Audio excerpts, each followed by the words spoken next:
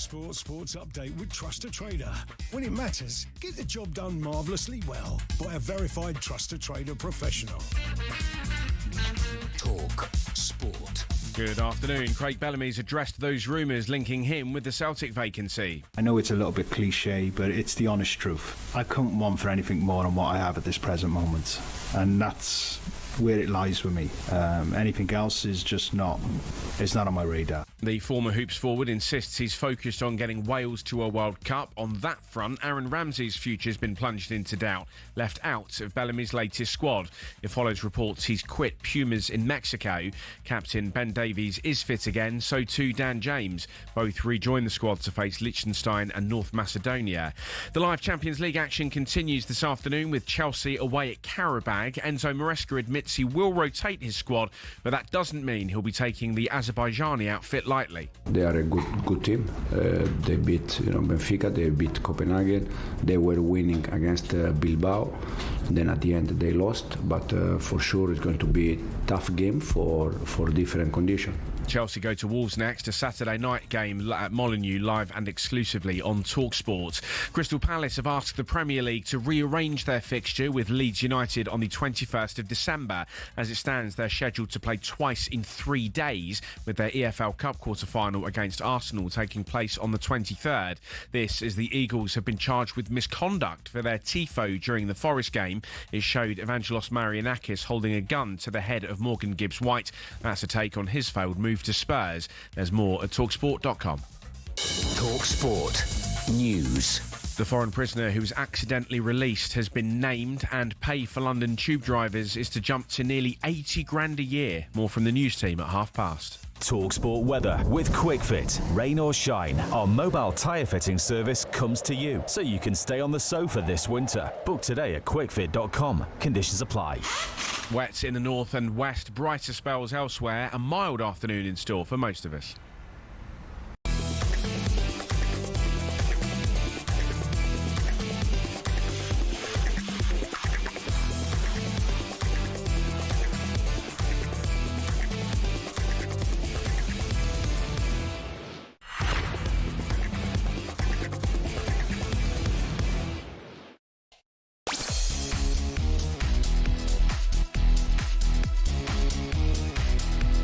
Good afternoon, this is Champions League Drive with myself, Ade OIadipo, and Mr. Darren Bent. It's Darren here, by the way, Darren Bent.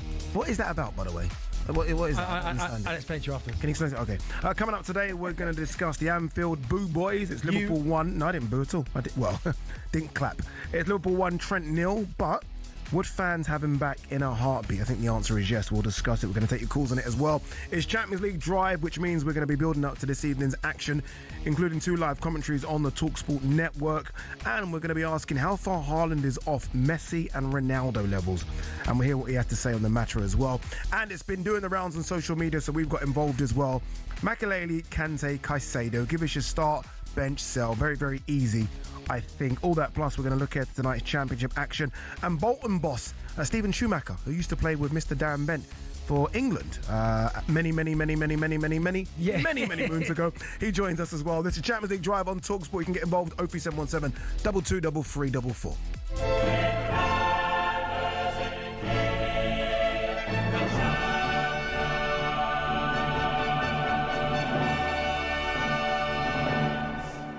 Love it. Champions League's music is wonderful, isn't it? Beautiful. Has that always been the music? Yeah, I think. Is that like since the dawn of time? Has that been? It's amazing, isn't it? As long as I can remember. Yeah. Does the Europa League have a song? Yeah, they do. That. No one cares about that, do they? The other music. Yeah. Wait. Actually, I'm going down the rabbit hole here. Does the Conference League have a song? Yeah, it must do. They all do, right? Yeah, they must do. Yeah. How are you, right? Not bad. How are you? Welcome back. Thank you very much. Andy Golson's playing golf, so Ade's been roped in. Always happy to come in, no matter how in circumstances. But it's good to be in. Liverpool looked good yesterday, didn't they? Yeah. So what was the before? No, you looked good because I was thinking really good. First off, for buffering on the train, couldn't really watch it properly. But Thibaut Courtois for you. Oh my goodness, I watched dude. Yeah, best goalkeeper in the world. It's him and Donnarumma, isn't it? I like Alisson. I think Alisson just doesn't play enough. That's the problem. I think Alisson's the best all round when he's fit. Yeah, whereas Donnarumma is probably one of the best shot stoppers, but he's using his feet. You know what it is? It's the size of Courtois. Like you generally feel you're going through 1-on-1, and you feel like for some reason he's got the advantage. No, see, I think Donnarumma's the best at that. Because he's so big as well. He's massive. He's enormous. But no, yeah, fair play to you. Like, obviously, it was almost crisis at the start of the season, but you're now thinking, well, what crisis now? Because you look good. I still think there are a couple of your players maybe still quite out. Salah's still not the Salah that I expect. But still, you go and beat Real Madrid, you beat Villa, and then you've got City this weekend. I said yesterday, these are the weeks you relish football. Those 3 fixtures in this week. Wow. If Liverpool do beat City, and we'll talk about it later on in the show, if it's a big if, City are doing well, especially at home, has the corner been turned? Yeah. Is there still more? Nah, yeah. If you beat Villa, you beat Real Madrid, and you beat City, of course, you have to. Yeah. I mean, I still That's think an incredible run, isn't it? Actually, yeah. I mean, it's been interesting to see how you get on against Man City because you're right. It's at the minute, and this is probably a little bit unfair, but you know where I'm coming from with it. It does feel a bit like Erling Haaland and the rest. Yeah. Do you know what I mean? Like they've got unbelievable players, You're right. but it's Haaland at the minute that's the problem. Yeah. Like I've never ever, at least under this iteration of Man City under Pep, you never would ever label them a one-man team. No. And I can't believe I'm doing it now, but it does feel like that. And Foden's playing well and Cherki's playing okay, but it just feels like you remove Haaland from that team and I don't know where they'll finish. Well, then they think they've got a number of players that have got 1 goal and then it's just him out, I think, on 13. So that tells you, yeah, they've been really good and they work well as a team, but he finishes everything off. Should Pep not be scrutinised more for that? No? Like not for getting a tune out of other goals. Well, no, because they're playing well. Because I think at the minute, the proof will be if he gets injured. And then you go, okay, well, these guys have got to step up. But right now, while everything he hits goes in, you almost just lean on him. And it looks like he relishes that type of challenge. Some other players might shrink and go, oh, no, I'm the main guy. I'm not sure I'm up to it. Whereas he's almost gone, all right, I can do it. He absolutely loves it now. Loves it. Yeah, he loves it. We're going to be talking about Erling Haaland a bit later. It's got a YouTube channel as well, by the way, which has got 863,000 You thought it'd be subs. more than that, didn't you? I thought it'd be like 5 million. Yeah, I thought it'd be up. Erling Haaland, I thought it'd be like 5 million. Yeah. Like Rory Jennings has got 400,000. Has he? Yeah. I thought it'd be like 5 million. Incredible. All right, the Liverpool fans, they booed Trent on his return to Anfield last night. Not You? great. No, not me. But would they take him back in a heartbeat? Liverpool 1, Real Madrid 0. The boos are ringing out here. Listen to that reception as Trent Alexander-Arnold is brought on. He's just replaced Gula for Real Madrid as they try and salvage something out of this game. If there is some booing, you'll note it's him on the ball. Trent Alexander-Arnold's cross goes nowhere and is going to be cleared by Liverpool, but he hasn't done anything effective since he's come on, Trent Alexander-Arnold. Wow. Not even like partial boos or like the minority. That was the majority. And then some. Yeah, Liverpool 1-0 winners at home to Real Madrid last night as they moved up to 6th in the Champions League table. A very, very important win. But perhaps the big story, it is the big story of the night, was Anfield's reaction to the return of Trent Alexander-Arnold. Obviously, he left in the summer under interesting circumstances and was booed as soon as he came on as a sub. Liverpool boss Arne Slot spoke to the media afterwards and was asked if he chatted to Trent after the game. Only short afterwards. I gave him a hug. I don't even exactly know what I said, but probably not a lot. But every time I will meet him, I will either give him a hug or talk to him because he's been very special to me as a player and as a human being. I guess Arne Slot doesn't... I mean, he has a relationship with him because he had him for a season, but obviously it's not an extensive relationship, so I expected that answer from Arne Slot. Was you surprised by the booing? I thought, if I'm honest, I knew he'd get booed, right? But I did think potentially that it might be a bit, like a little bit more 50-50-ish, maybe 60-40, but it just felt like it was like 80-20. Yeah, boos. I thought he was going to say more than that. I thought it was like 90-10. Yeah, it was. It weren't great to see. And listen, I fully understand it, and we've had Liverpool fans come on and give their reasons as to why they've booed him, and part of it makes sense to me that they almost feel like, why is he leaving when you've just won the title? And also, Real Madrid over the last number of years have almost been a rival. You've played them that often. 100%. And he's felt like, rather than try and stay at Liverpool and beat them, he's opted to jump ship and go there. I don't fault him for that because it's Real Madrid, the biggest club in the world. Living in Spain, absolutely unbelievable climate. So that I do get. But I felt for him. Watching him come on last night and get those boos, I almost felt like it would hurt him more. Like if you're a player that's been transferred to Liverpool, done really well and then left, and then they booed you, you'd feel it, but you'd go, okay, I'll just get on with it. Torres-esque. Right, yeah. But because he's from the area, he's born and bred Liverpool, he's one of their own, and then they boo him like that. Like, that must have hurt him. That makes me feel like he would understand or at least not be surprised by the boos. I don't think he knew it was coming. He knows his own. Yeah, he knows exactly what was coming. Of course, he would have known it was coming. But still, I think even though you know it's coming, it still would hurt him a lot. I mean, Liverpool's his club, regardless of whether he's left or not. He still views Liverpool as his club. I'm sure he'd like to go back there and play one day. But it just, looking at his face when he came on and then his first few touches, he'd give it away. I was like, oh no. He's probably thinking, when Xabi Alonso says Trent warm up, he's probably thinking, what are you talking about? He probably didn't want to warm up. He's probably thinking, no, I don't want to. Like, why are you doing this? Because the boos would have started when he got. Yeah. As soon as he got there, walked out for the warm up. Oh, That'd have been the first bit. Yeah. When he warmed up on the sideline while the game's going on, there would have been more boos as well. And then when he came on, it was just like, you're right. It was and I understand the substitution because Trent's not a normal fullback. You're not bringing on a defender. You're basically bringing on someone to create. So I understand why he brought him on at that moment, but I just felt so sorry for him. And I know it's his decision to go and play for Real Madrid, and he's got to own that. But I just felt, him there, his face was sad, and he was standing on the sideline. I just thought, no. If I'm Trent, I do wonder how he views his time at Real Madrid. Look, it's early. I mean, it's almost a bit like... He hasn't got going yet. Yeah, no, of course. He hasn't got it going either. You're right. But it was him versus Carvajal, right? That was going to be the competition. If Carvajal's fit, a lot of the Real Madrid faithful, rightly so, are going to say Carvajal plays because he's our captain, he's our leader. Yeah. If Carvajal's injured, Trent's probably thinking, okay, I'm definitely starting. Yeah. All of a sudden, they play in a makeshift right back in Valverde. It's almost a bit like playing James Milner there. A little bit. I mean, Valverde's obviously he does it at a level that's like, whoa, like high. But you're right, he's probably thinking, right, I'll get an opportunity. And I think he will. Like, I've seen really good players, like world-class players, probably some of the players, some of the best players in Madrid's history, go there and struggle at first. Luka Modric, when he went there, his first year, at the end of his first year, I remember there was a newspaper article that said he was one of the worst signings in Real Madrid's history. He was in La Liga's worst 11, right? Yeah. By the time he left Real Madrid, he goes down as a Real Madrid 11, the most decorated player ever. Yeah. Right? So that tells you can turn it around. And I've got no doubts. He's got the ability, Trent. If he gets given time and he gets an opportunity to play, I've got no doubts the Real Madrid fans will fall in love with him. Because how can you not? He's got everything. No, he hasn't got everything. He hasn't got everything. He can't defend. No, but he can defend to a level. Like but Carvajal and Valverde can actually defend. Okay, I understand. And I almost think that the Real Madrid faithful are not going to accept the fact that he can't defend. I understand that, but what they give you defensively, none of them. Valverde can potentially, yeah, but Carvajal can't give you what Trent goes going forward. No way. No, you're right. No chance. Not even say different sport. Exactly. So they're going to have to just find a way to work with Trent. But as I said, he made the decision. He's got to own it now. But it was just tough to watch him getting booed out on the sideline. Yeah. Some players have gone back to their clubs. We've seen it over the years. Do you think Liverpool fans, especially considering their right-back dilemma this season, Szoboszlai, Frimpong, I thought Bradley was really good yesterday. I think he's been good the last couple of games.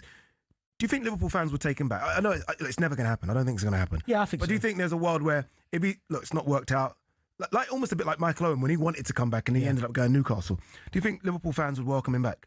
I think so. I think it'd be... Do you think he would want to go back? Yeah, 100%. Okay. That's his club. I think they would. I mean, Frimpong hasn't worked yet. Just like Kirkus hasn't worked yet. At all. So the two fullbacks, just for me, haven't worked. You're right, Conor Bradley, I think he's decent. And I think potentially, is he long-term solution? I don't know yet. I guess the jury's out. But in certainly big games, he's been really good. Trent, you know what you're getting with him. I think Liverpool fans would take him back. I guess the price would be something.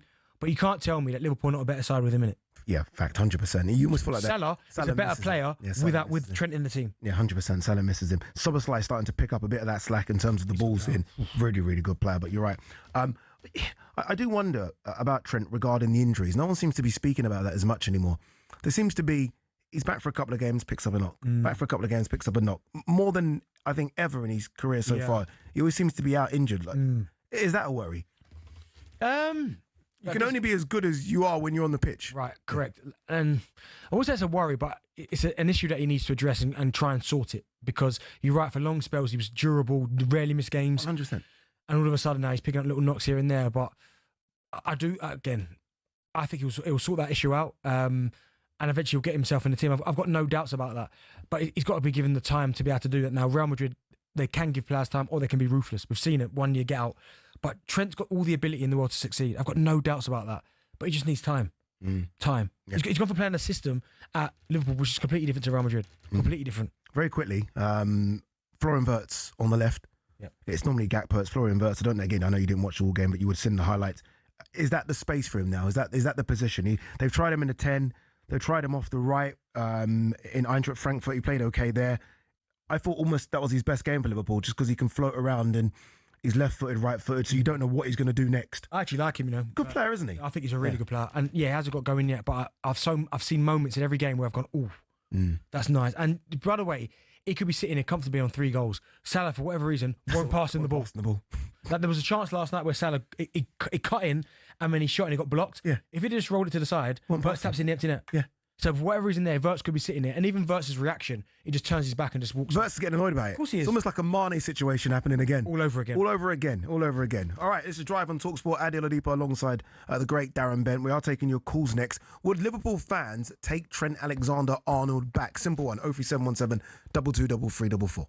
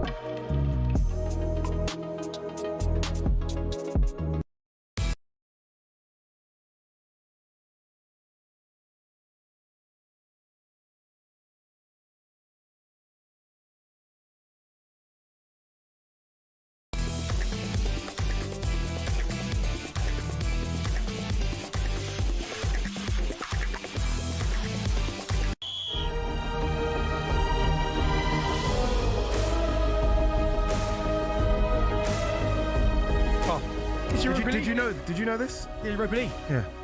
Yeah, Arsenal played it for a long time. Yeah, you actually should know this song off head. What's up? Arsenal played Europa League a lot. Yeah, for a while ago. Yeah, so you should just remember the song, is all I'm saying. You're listening to Champions League Drive on talkSPORT.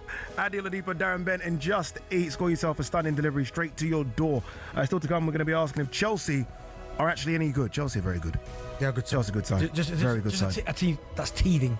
Yeah, you're right. They're just on the cusp of something. Yeah. They show what they can do in the Club World Cup final. Jesus. When they rip PSG to pieces. Mate. Yeah, for some reason they can't keep people fit and people from being suspended. I think that's their issue. Yeah. Just quickly, Real Madrid have reportedly decided to sell Vinicius Jr. next summer. Doesn't surprise me that. Where's he going to go? Do you know what the thing is with him? Who's going to buy him? I like Vinicius Jr., right?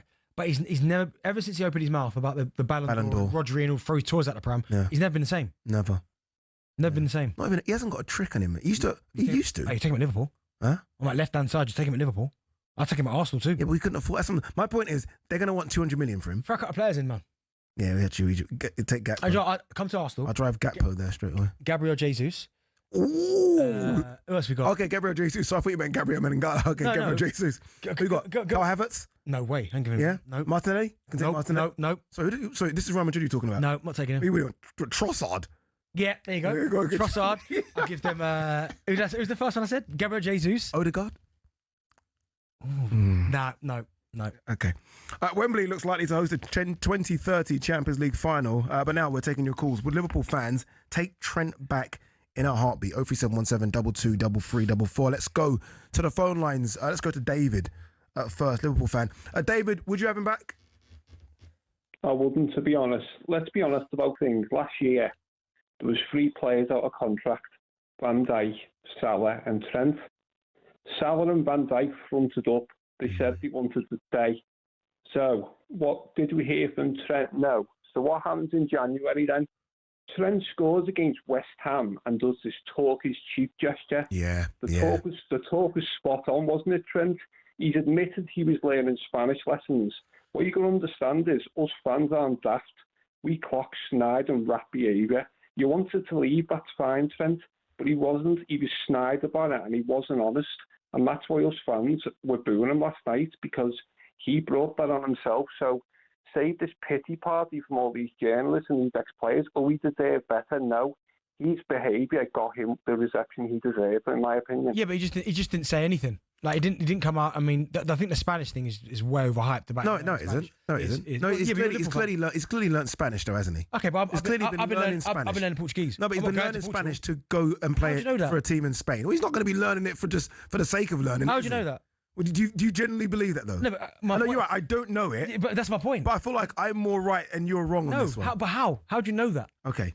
Why is it? I know so many. I'd love to know he's learning Italian and Portuguese as well. So many people across the board that are learning different languages. But because he opts to go to Real Madrid and he's learning Spanish. Okay, what about the finger? What about the finger to the lips thing against West Ham? What about that? That's basically trying to say, shut up, everyone, and let me just concentrate on what I'm doing, as if though the stories have been wrong. It's almost like a shush to everyone. No, it's just like, let me get on with my job. What's wrong with that? Again, what's wrong with that? Look, you know, your problem is you're a Liverpool fan. No. And I get David's point. I get your point. Why you lot are upset, because again, he's one of your own. He's gone on.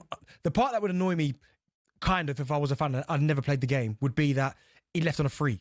That I can understand, because you almost like, well, hold on, like, love the club, gets a bit of money. Yeah. But the fact he's gone on a free, I understand that part. Why some fans are like, argh. Is David? He's still there? David? Is he gone? Oh, he's gone. Oh, David, he's still there. David, what about in terms of what we've missed on that right-hand side? Let's be honest. I mean, Szoboszlai's done well. Filling in, he's probably been the best right-back for Liverpool this season. It's not quite worked for Frimpong. Conor Bradley's hot and cold, if we're honest. Don't we miss his creativity?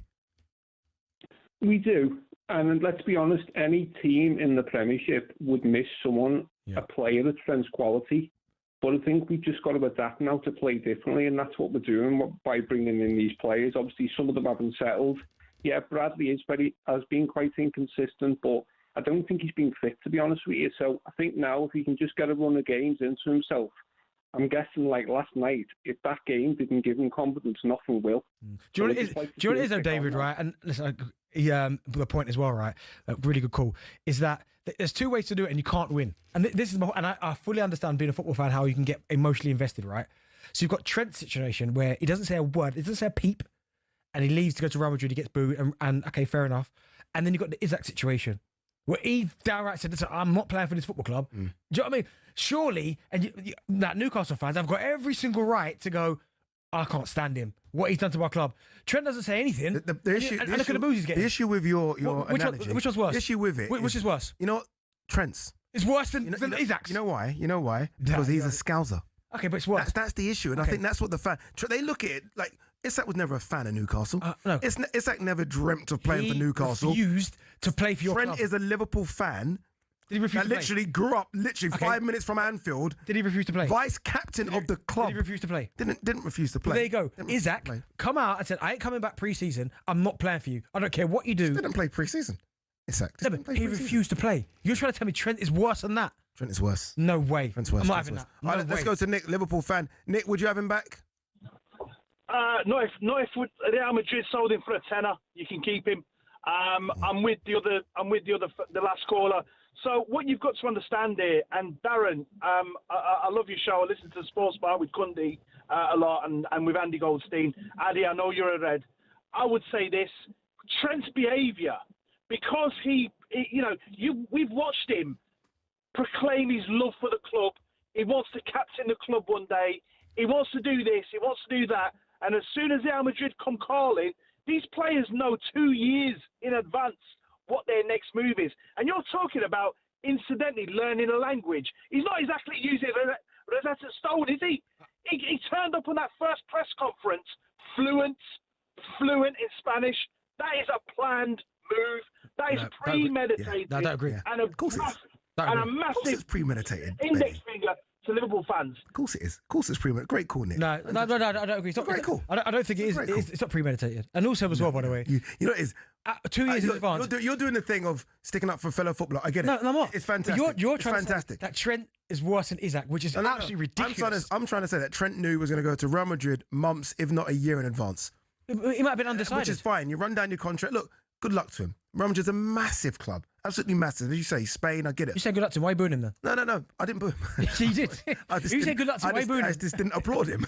I was very neutral on it. I like Trent. I think Trent's a great guy, but I understand why Liverpool fans are upset with what he's done, and so do you. No, my point. You don't understand why Liverpool fans are upset? No, I understand why they are. Exactly. He's not worse than Isak. No way. Isak is not a Newcastle fan. I get that. Isak is not a Newcastle fan. Isak's only been at Newcastle, was it 2 seasons? I get that. But the Newcastle fans in the club. Trent's been at Liverpool since he was 7. Look at Isak's only got the move to Liverpool because of what he did at Newcastle, right? Yeah. Right. And you know what? No. And you know what? Liverpool had to pay 130 million for him. Good. How much? Real Madrid had to pay 10. How's that worked out for you? It will work out fine.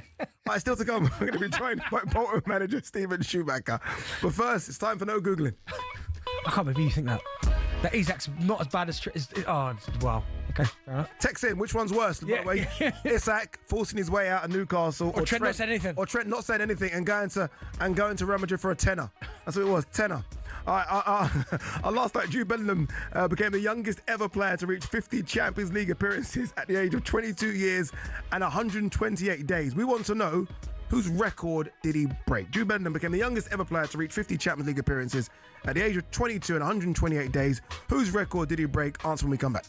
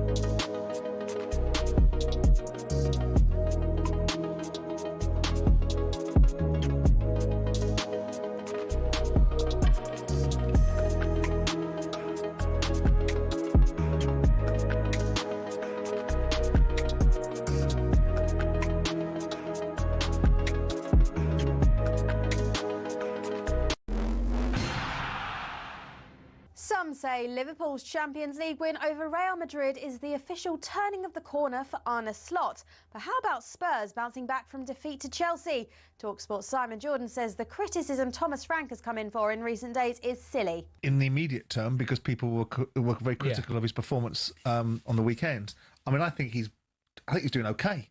The former Palace owner has reminded the Boo Boys at the Tottenham Hotspur Stadium that Rome wasn't built in a day. I look at Spurs and I was confounded by their performance on the weekend because it was dreadful. It was poor. It was poor in every respect. I think Thomas Frank is not going to turn Tottenham Hotspur into what Thomas Frank wants it to be in 10 games. Now, Craig Bellamy has addressed the rumours linking him with the Celtic vacancy. I know it's a little bit cliche, but it's the honest truth. I couldn't want for anything more than what I have at this present moment. And that's where it lies with me. Anything else is just not... It's not on my radar. The former Hoops forward insists he's focused on getting Wales to a World Cup. On that front, Aaron Ramsey's future's been plunged in doubt. He's been left out of Bellamy's latest squad. Elsewhere today, Palace have been charged with misconduct for their Marianakis gun tifo during August meeting with Forest. John McGinn has signed a new contract keeping him at Villa Park until summer of 2028. And we're hearing Wolves are willing to face Chelsea with a caretaker in charge. The game is live on talkSPORT this weekend.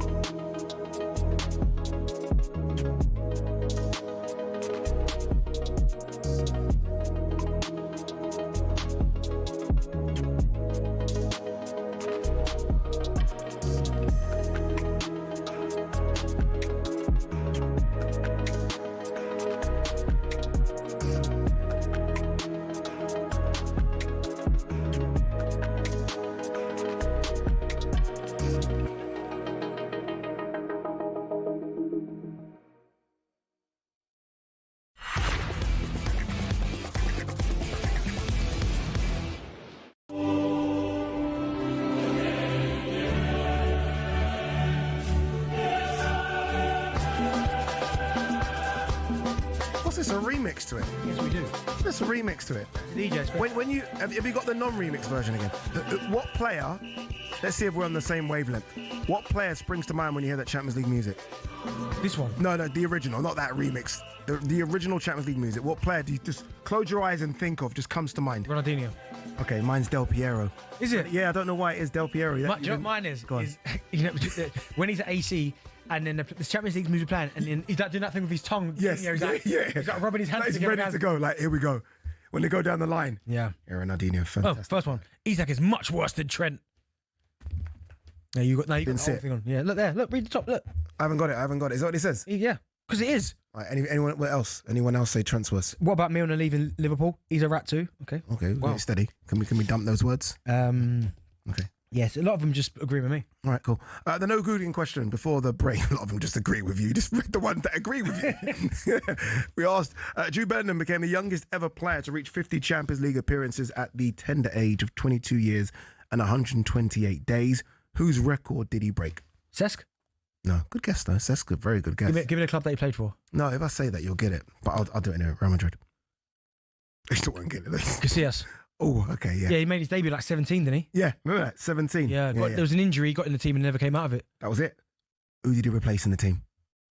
Oh. That's a good question. You don't even know? No, of course I don't. Oh, so how can you ask me a question if you don't know the answer? Sorry, they would tell me in my ear and I would say yes or no to it. I know. Derek told me.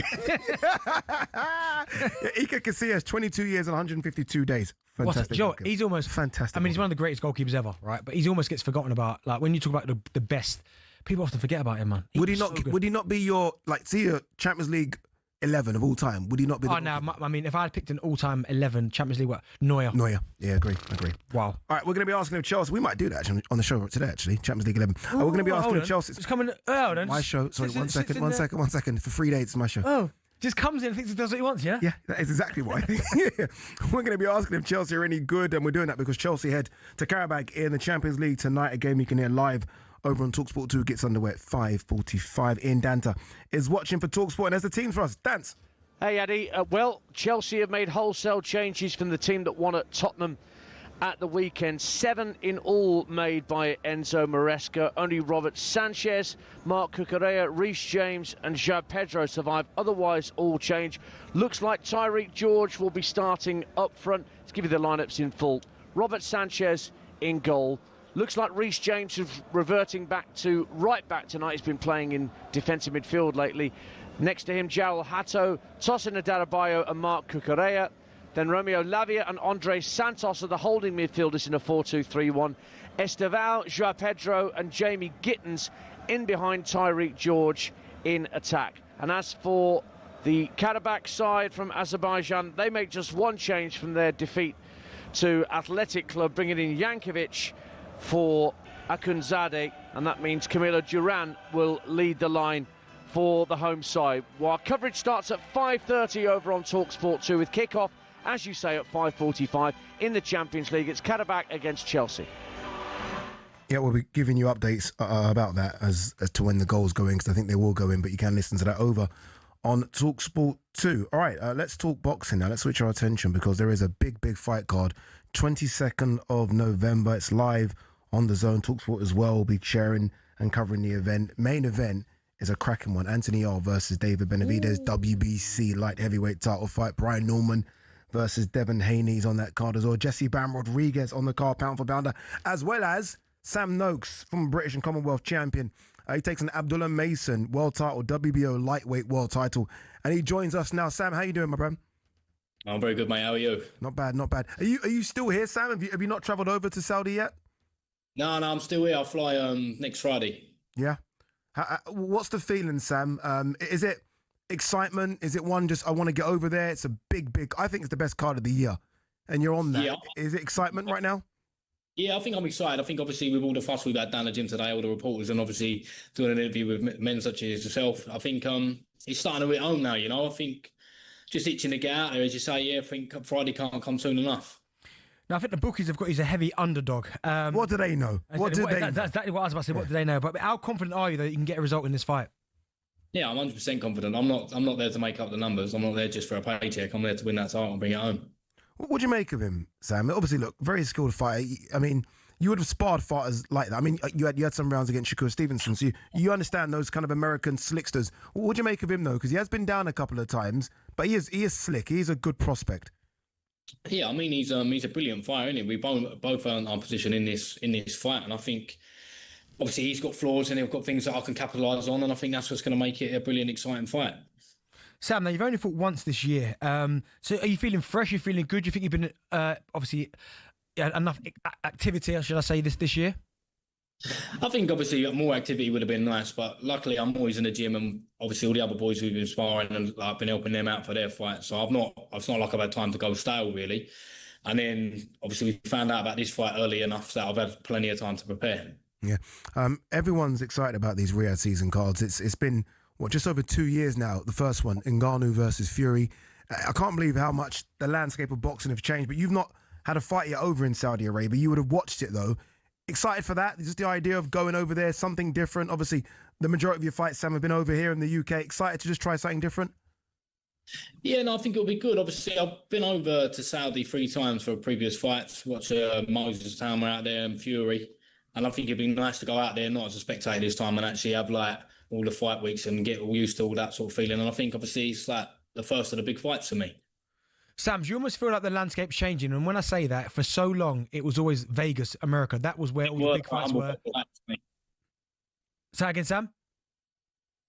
So that's a big word for a humble boxer if you're going to want an intelligent answer to that.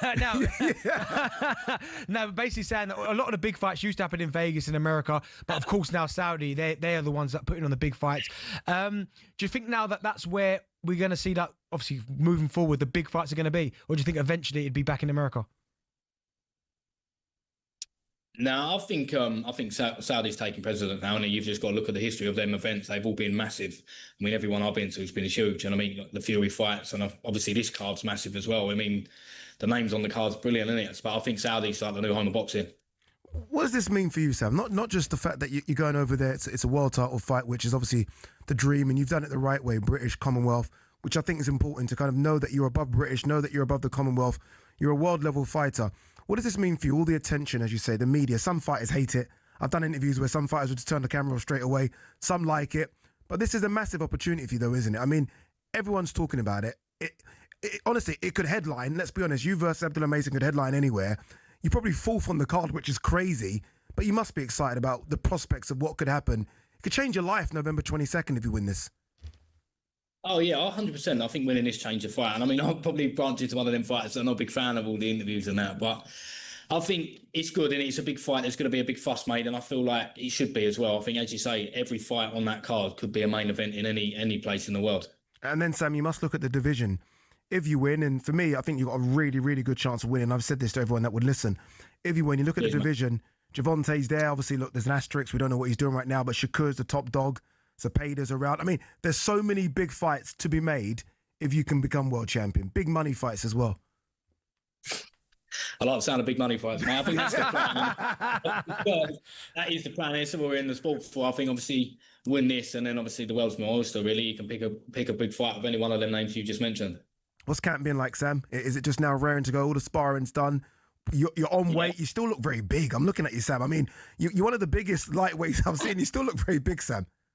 Yeah, the camera has 10 pounds. Listen, all the hard work's done.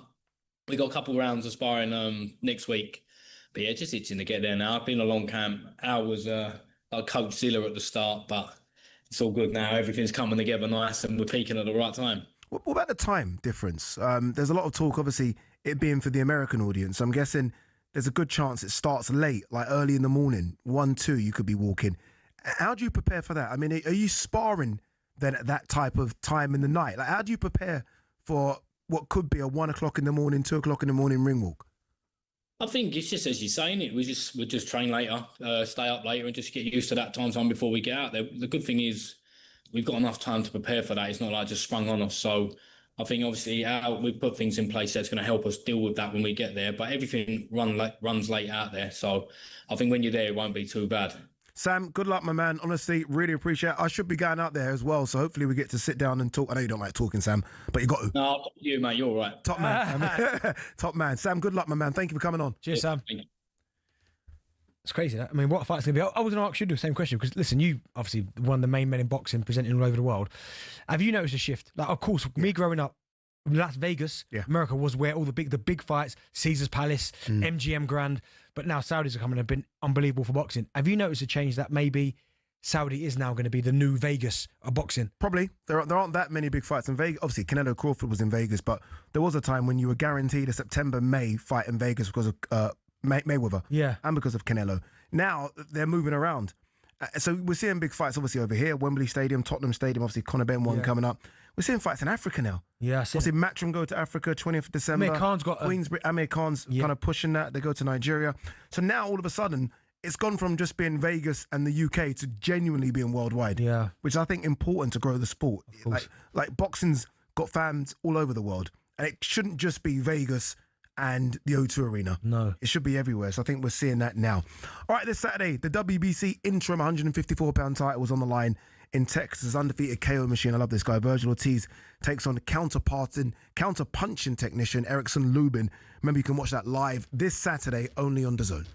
Boxing update on talkSPORT with DAZN, the global home of boxing. Sign up now at dazn.com/boxing.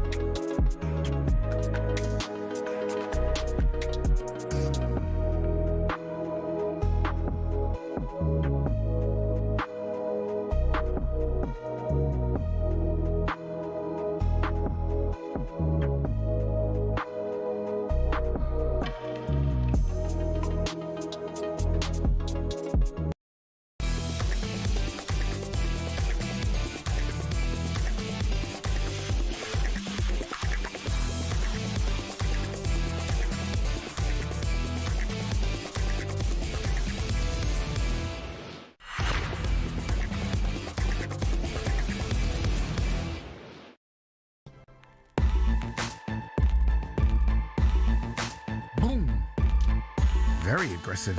Like it though. Yeah. Energy. I feel energized listening to this. There you go. Turned up a bit, didn't he? Good afternoon. You listen to Champions League Drive on talkSPORT. Ade OIadipo Darren Bent and Just Eat Feed Your squad in time for kickoff. Still to come, we are going to be joined by Bolton manager Steven Schumacher. No relation, obviously, to Michael. He probably is a relation, though. No, 100 years in the past. Why? The name, maybe. It must like Schumacher name came from somewhere. Someone. So you think they're related to someone down the line? Probably, yeah, someone down the line. Yeah, there you go. Exactly. There you go. Someone said, mate, we're all related a little bit. Okay, gone a bit too deep. Just quickly, that was Jack, wasn't it? Jack, of course it was Jack. Just quickly, Erik ten Hag reportedly has concerns about taking the vacant Wolves. So should you have concerns about taking the Wolves job? Haven't won a game all season. I know, yeah. Should be big concerns about what's going on in that club right now. Mickey van der Ven insists he never meant to snub Tottenham boss Thomas Frank following their defeat. Yes, he did, to Chelsea. Did you see that? No, we had a full-on debate about it because Andy was saying he should go over and clap the fans, and I was saying it doesn't matter where he claps. Yeah. He can still walk off the pitch. But I said that they would have apologised, not for the fan part, but for the Thomas Frank part. So he snubbed Thomas Frank? That's why I said. What do you think? Yeah. I think if your gaffer's there, just shake his hand or something. Jed Spence as well was bad. Yeah, but the argument was people saying they didn't clap the fans, and I'm saying they did. They just didn't go over there and clap them. Yeah. But fans don't see that. Especially the fans in the ground, you need to go over and clap them, don't you? Literally, he repaid them last night. What a goal, Van der Ven. Yeah. Oh my goodness gracious me. My God. You know, in them scenarios, I know we've got to move on, Joe, but... No, it's your show. So you can do what you want to do. Just foul him. Bring him down. Just foul him. Someone kick him. When he's at full speed like that, just take him. I think they're thinking he's a defender. He's not going to do it. Mate. Like, he's going to get through and he's going to pass. Do you remember last year, Manchester We've got to move on, Benny. Old Trafford. Benny, we've got to move on. All right. Yeah, all right. All right, so biggest competition yet, and lines close at 4 p.m. tomorrow. This is your final chance to play for your shot at up to £100,000. Yeah, £100,000 completely tax-free. If you're our lucky winner, you'll be joining us at the talkSPORT Towers Thursday, November the 13th to play for that life-changing cash. Here's how to enter. Good luck. 18 plus UK excluding Northern Ireland. For a chance to win, text the word cash to 83338 and you're in the draw. Text costs £2 plus one standard network rate message. You must have the bill payer's permission, or you can enter for free by calling 0330 880 3338. All entries must be received by the 6th of November at 4 p.m. This is a TalkSPORT limited promotion run on TalkSPORT, Talk and Virgin Radio UK stations. Full terms and conditions at talksport.com. Good luck to everyone. 100 grand before Christmas. I mean, wow. Good luck to everyone. That's when you don't even tell your friends if you've won. You just know I didn't win. What happened? Didn't win. All right, it's now time for this. Paddy Power on talkSPORT. With Paddy's Super Sub, your new bet rolls over to the new player coming on. T's and C's and exclusions apply. 18 plus, begambleaware.org. All right, it's now time for today's bet builder of our friends at Paddy Power. Welcome to Lewis Richards, and we are looking forward to tonight's Champions League clash between Man City and Borussia Dortmund. Lewis, explain how it works. Hi guys. Hello, sir. Yeah, so for anyone new for the bet builder, just think of it as your classic hacker, but instead of picking different teams to win their games, you're picking different outcomes to happen in the same match, and any money that we raise will go to the Attitude Foundation. Lovely, good stuff. All right, here we go. It's gonna come in this. It's a 5-leg bet builder. Here are our picks. I've gone 2-all draw. I love how confident you are and have stuck in a 13-1 shot straight away on a bet builder. Like, we can't get in a 6-1 bet builder, and you're straight on with a 13-1 shot. Straight in. I like the confidence. Benny's gone a bit obvious. Well, no, I've gone obvious because I want to win some money for the charity, so that's why I've gone for Haaland to score. Whoa. Slow down. Let's have a look at the 2-2 first, at the 13-1. Because Man City, where are you, what's your thinking? Because you're getting a mixed bag with City at the moment. I think Dortmund, they're unlucky not to be 3-for-3 after that 4-4 with Juventus and 2 really, really late goals. But it shows that they show up for these big games. So what do you think? City take the lead? Yeah, Dortmund City take the lead. Dortmund come back in. Haaland scores. Dortmund equalise in the last minute. Dortmund, good side. The third in the Bundesliga. A Champions League side. It's not like, this is the team that haven't. They've always played Champions League football for as long as I can remember. They've got experience as well, and they've had good games with City.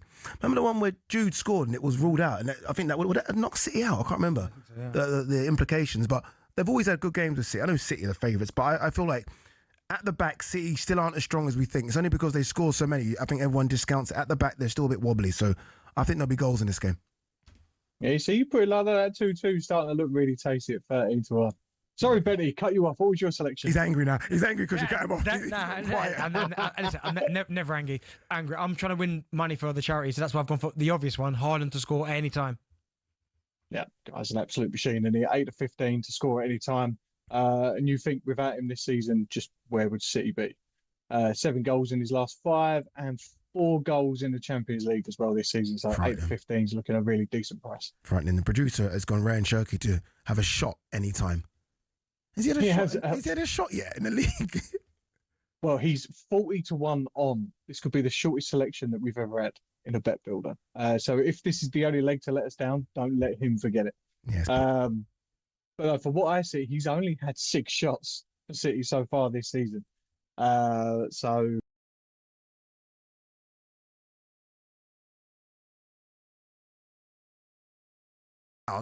mate. All right, go on, Lewis, people's pick. Yeah, people's pick. I've had to go down the list for this one, as over 20,000 customers put City to win.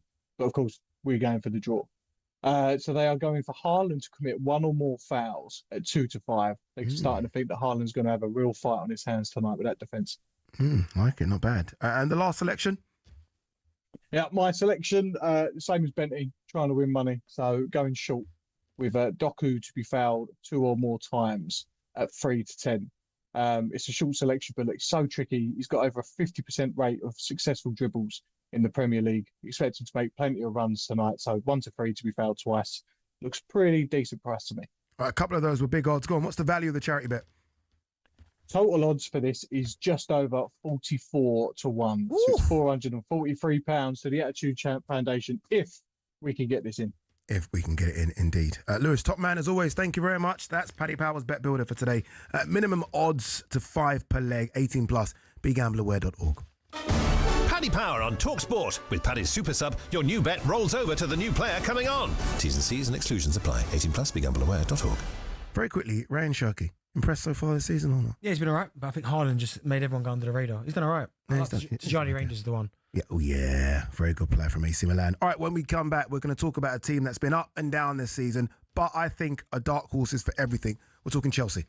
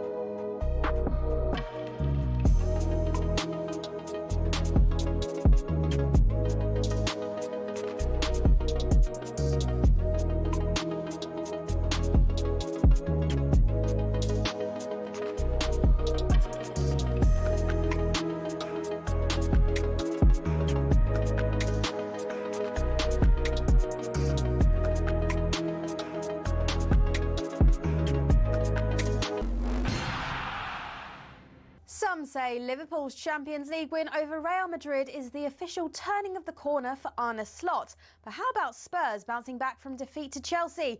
talkSPORT's Simon Jordan says the criticism Thomas Frank has come in for in recent days is silly. In the immediate term, because people were very critical of his performance on the weekend. I mean, I think he's doing okay. The former Palace owner has reminded the Boo Boys at the Tottenham Hotspur Stadium that Rome wasn't built in a day. I look at Spurs and I was confounded by their performance on the weekend because it was dreadful.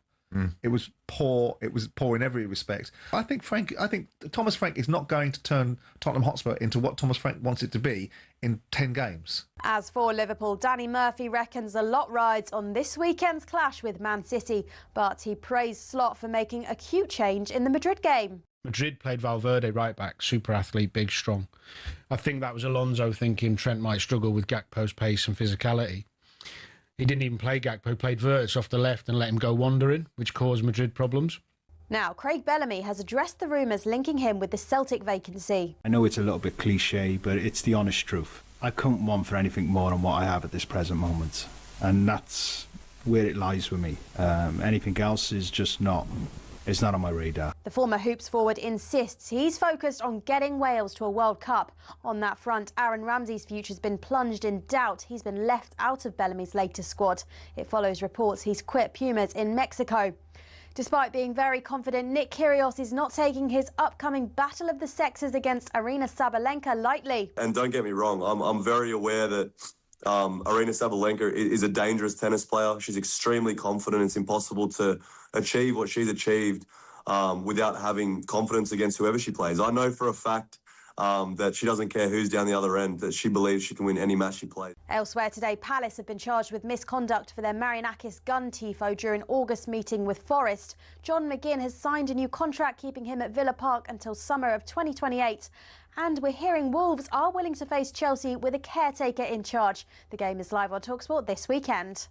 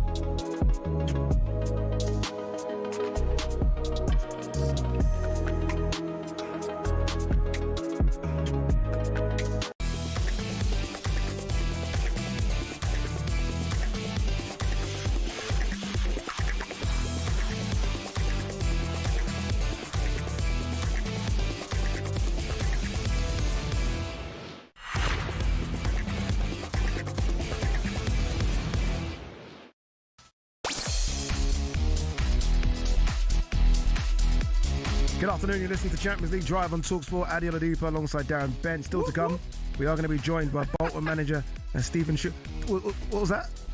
Did you just do a woo woo? Was that part of... Oh, okay. But now it's time to preview today's European football action with Enterprise Rent-A-Car. European football preview on talkSPORT with Enterprise Rent-A-Car. Whatever it is, we're here for it.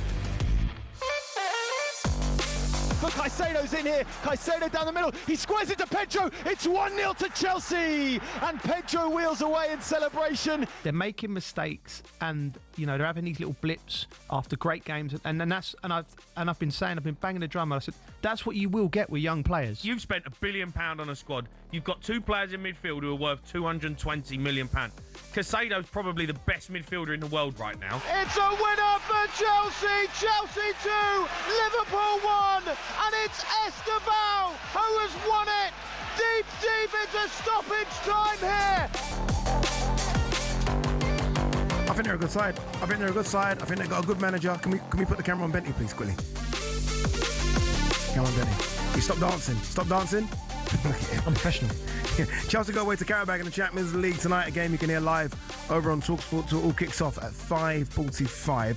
Remember, Chelsea have won 2 of their 3 games in the competition so far, and were also 1-0 winners away at Tottenham on the weekend. Big game, that one, big result. Their gaffer, Enzo Maresca, has been speaking at the game against Karabakh, and he said Chelsea aren't in for an easy night. As a team, they are a very good team. They are a very intense team. the way they press, the way they work all together as a team. You can see that it's many years they work with the same manager. And then especially at home they are more intense, and as I said, will be a tough game. Obviously, I normally do shows with Rory Jennings, big Chelsea fan, and every time I ask Rory about Enzo Maresca, not a fan at all. My dad's the same. Really, not a fan. No, he's not. What am I missing? I'm not saying he's not a big fan. He's just unconvinced. Yeah, at the minute. What, in terms of he's able to take them up to that next level? Yeah, I think he's two really good trophies though. Yeah, and do you know what? I 100% agree with you. When in terms of the Club World Cup, hold a second. Outside, you said it was rubbish. Don't try it. Nah. No, don't try it. Outside, outside we. What I say outside and inside is different. Why are you snitching on me, Bentley? I suddenly feel. Hold on. Well, no, listen. I put a lot of stock into the Club World Cup. And I think it's the manner in which they won it. What they did. That's what it was. The final PSG. That showed everyone that's the levels they can reach. I mean, Cole Palmer in that final was a joke. Caicedo as well. Exactly. So I think they're a really good side. They're a young side, a little bit inexperienced, but they've got players in their squad that have won big trophies, by the way. Reece James, Champions League winner. Do you know what I mean? There's one. You've got Enzo Fernandez, World Cup winner. Cucurella, Euros winner. So yeah. they've got big players that have won big trophies. So I think you're going to get inexperience with the young squads. You're going to get moments where they're going to look like the best team on the planet, and you're going to have moments where they don't look great at all. That's just where they are. But I think Maresca's doing a good job in terms of navigating this young squad, getting the best out of certain players. I'm still not quite sure about their recruitment at times. They're bringing in players and I'm a little bit like, don't need them. You don't need that. Didn't quite see that. Yeah, you look at the Garnacho one's a prime example. They needed a centre-back and a goalkeeper. That's a huge one. Fine. You got money for a centre-back, get a centre-back. Still now that one doesn't make sense to me. The Garnacho one. Neto's on that side. It's just weird. They bought Gittins as well. But no, I think Chelsea are in a really, really good place. I mean, is he under pressure?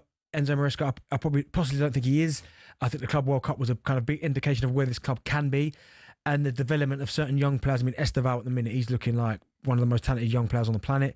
I guess you're always under pressure a little bit as Chelsea manager, aren't you? Just because it's Chelsea. But I think they know that they're not ready to challenge for the Premier League yet. But I think if they don't finish in the top four, that would be a bit of an indictment on this squad that they've got.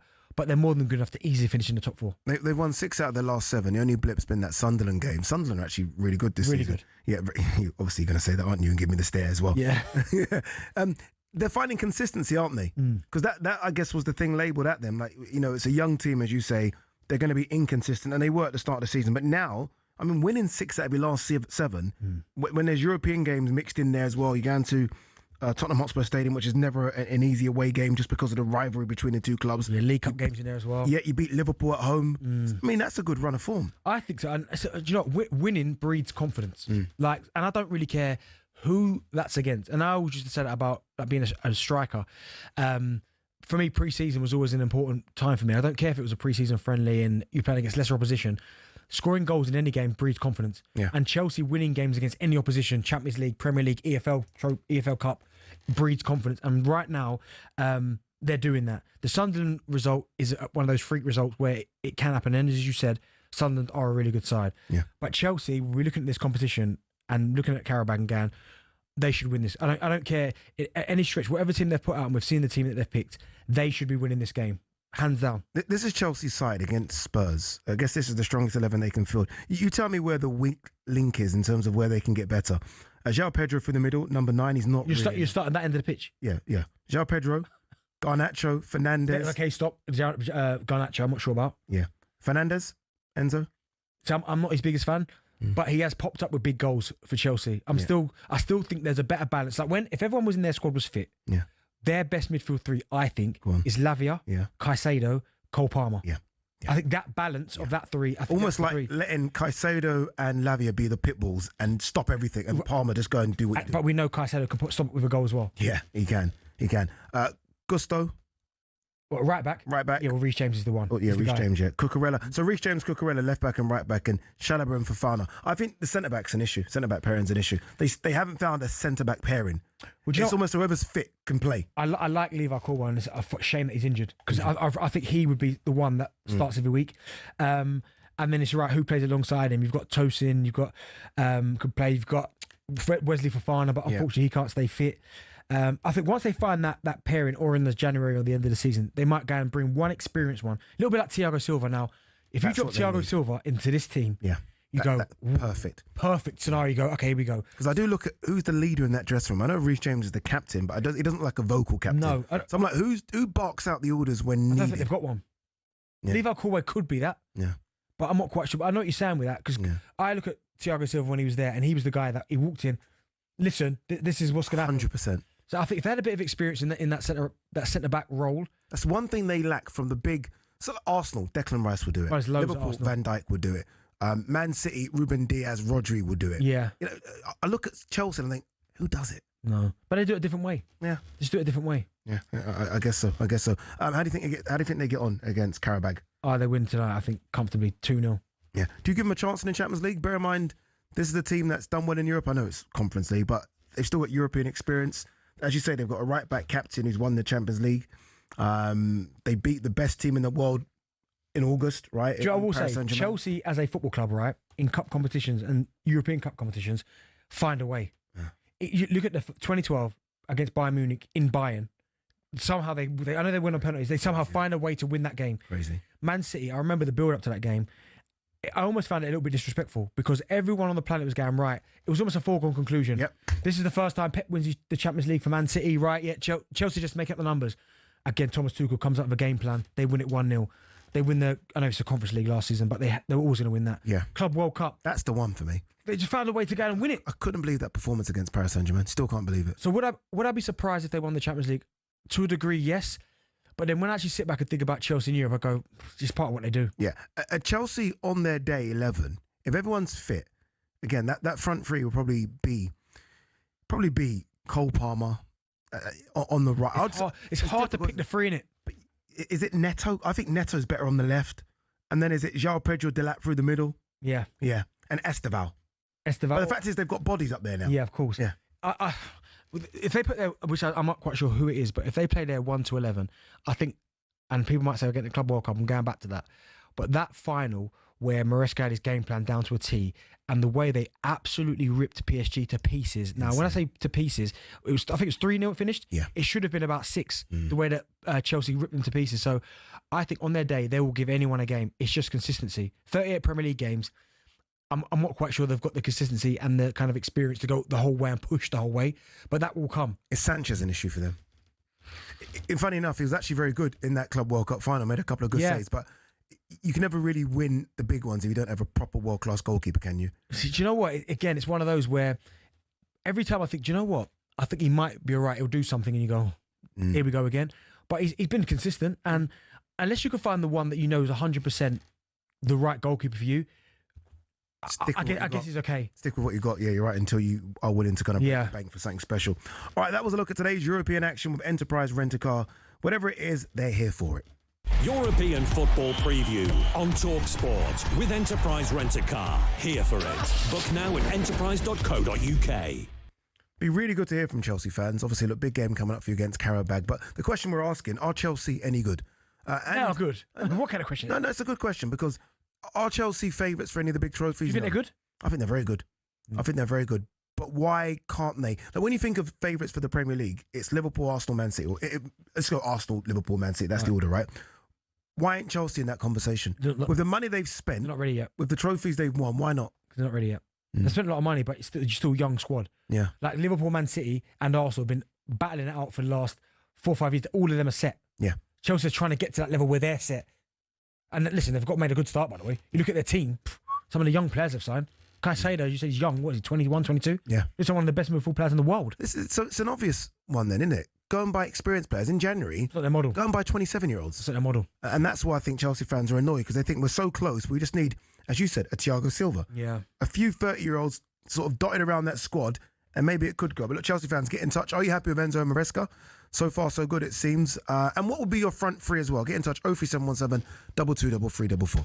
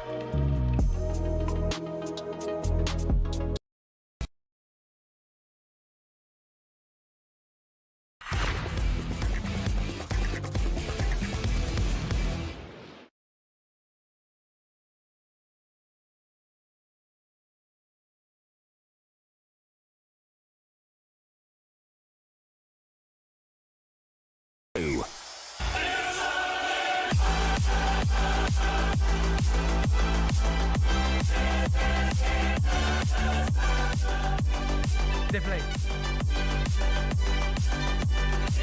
Can't remember.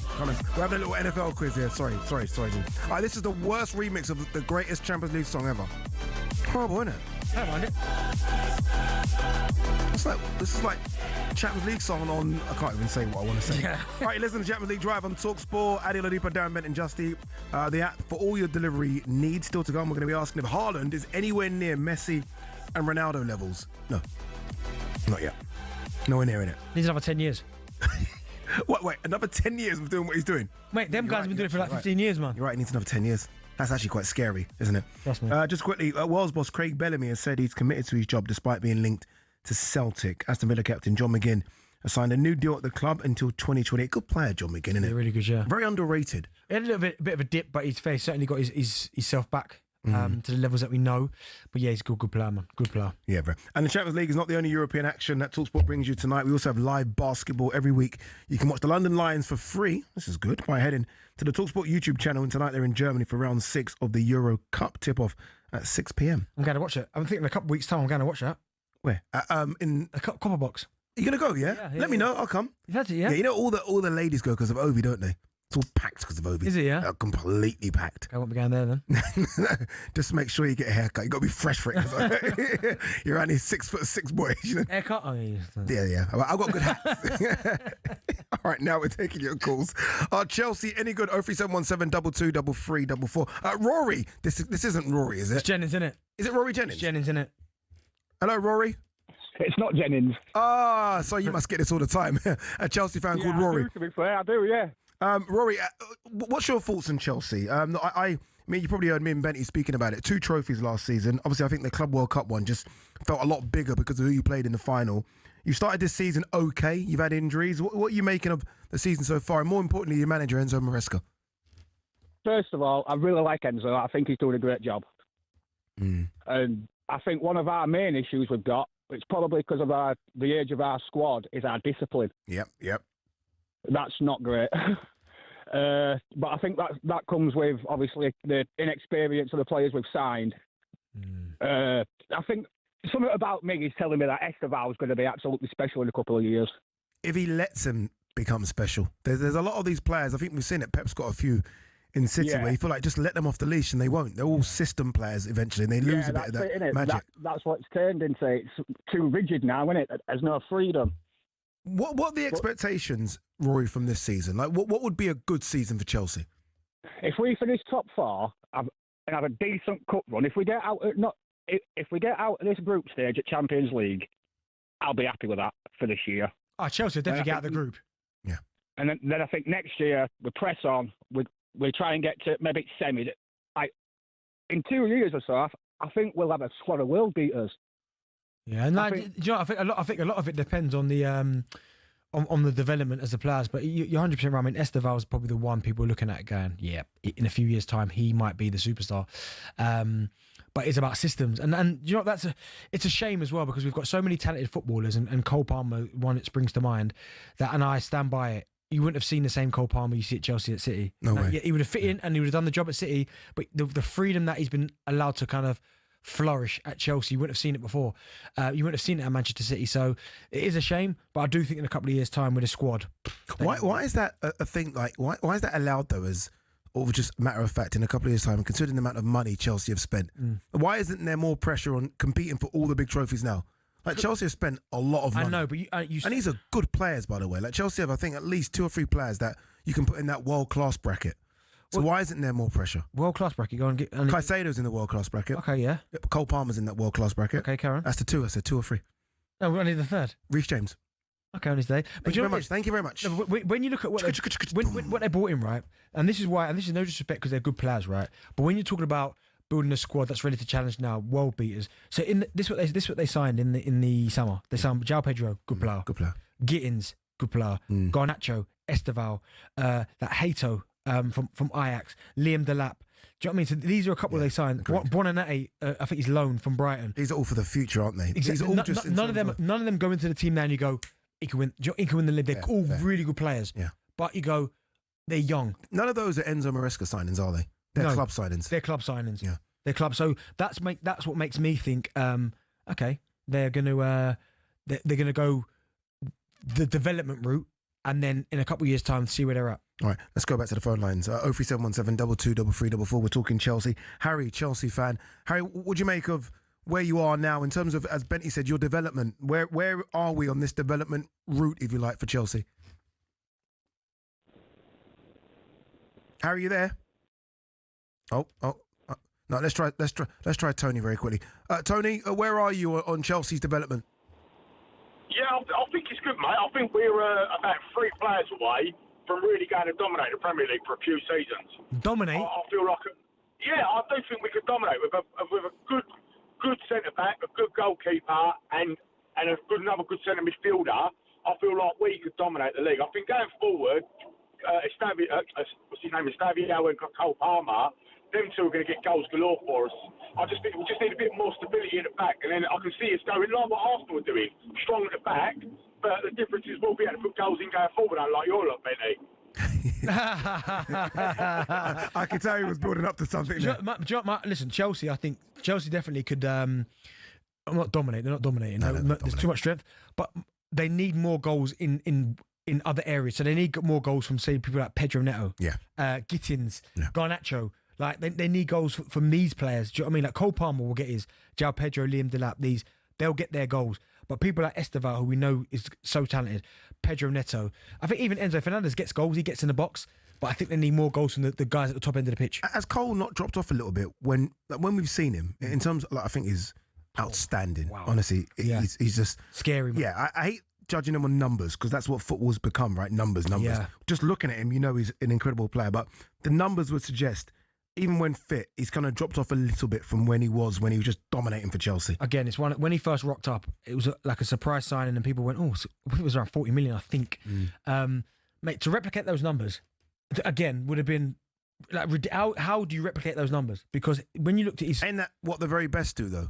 And we're putting them in there. Don't the very best replicate those numbers? Doesn't Saka? Doesn't Salah? Don't the very best replicate those numbers? Salah. You're 100% spot on, right? He's been doing it since he ever got to Liverpool. He's been dropping those type of numbers in, right?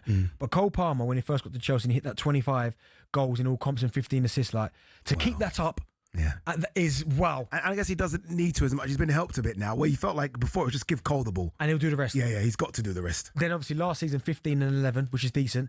This year, 5 and 2. So he hasn't fallen off completely, but because of the numbers that he's been generating when he first got to Chelsea, it just feels like, Yeah. Also as well, by the way, the amount of times he's dropping it on the plate for people and they're missing, that's not doing him no favours at all either. Good show. All right, still to come, we're going to be asking Benty for his best bonfire night bangers. We'll explain what that means in a bit, but first, it's time for no Googling. Well, back in 2005. 11 players have won both the Champions League and the World Cup in the same year. We want to know who was the most recent. 11 players have won both the Champions League and the World Cup in the same year. Who was the most recent? That's to come. And also when we come back as well, Bolton manager Steven Schumacher is going to join us.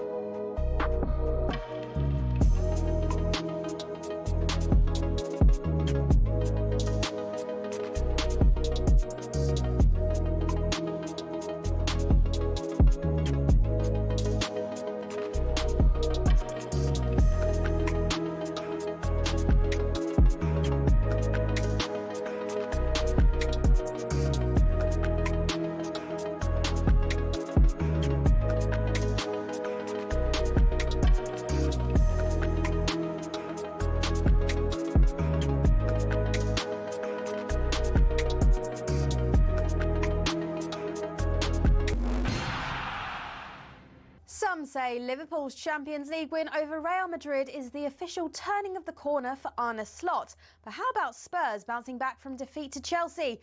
talkSPORT's Simon Jordan says the criticism Thomas Frank has come in for in recent days is silly. In the immediate term, because people were very critical of his performance on the weekend.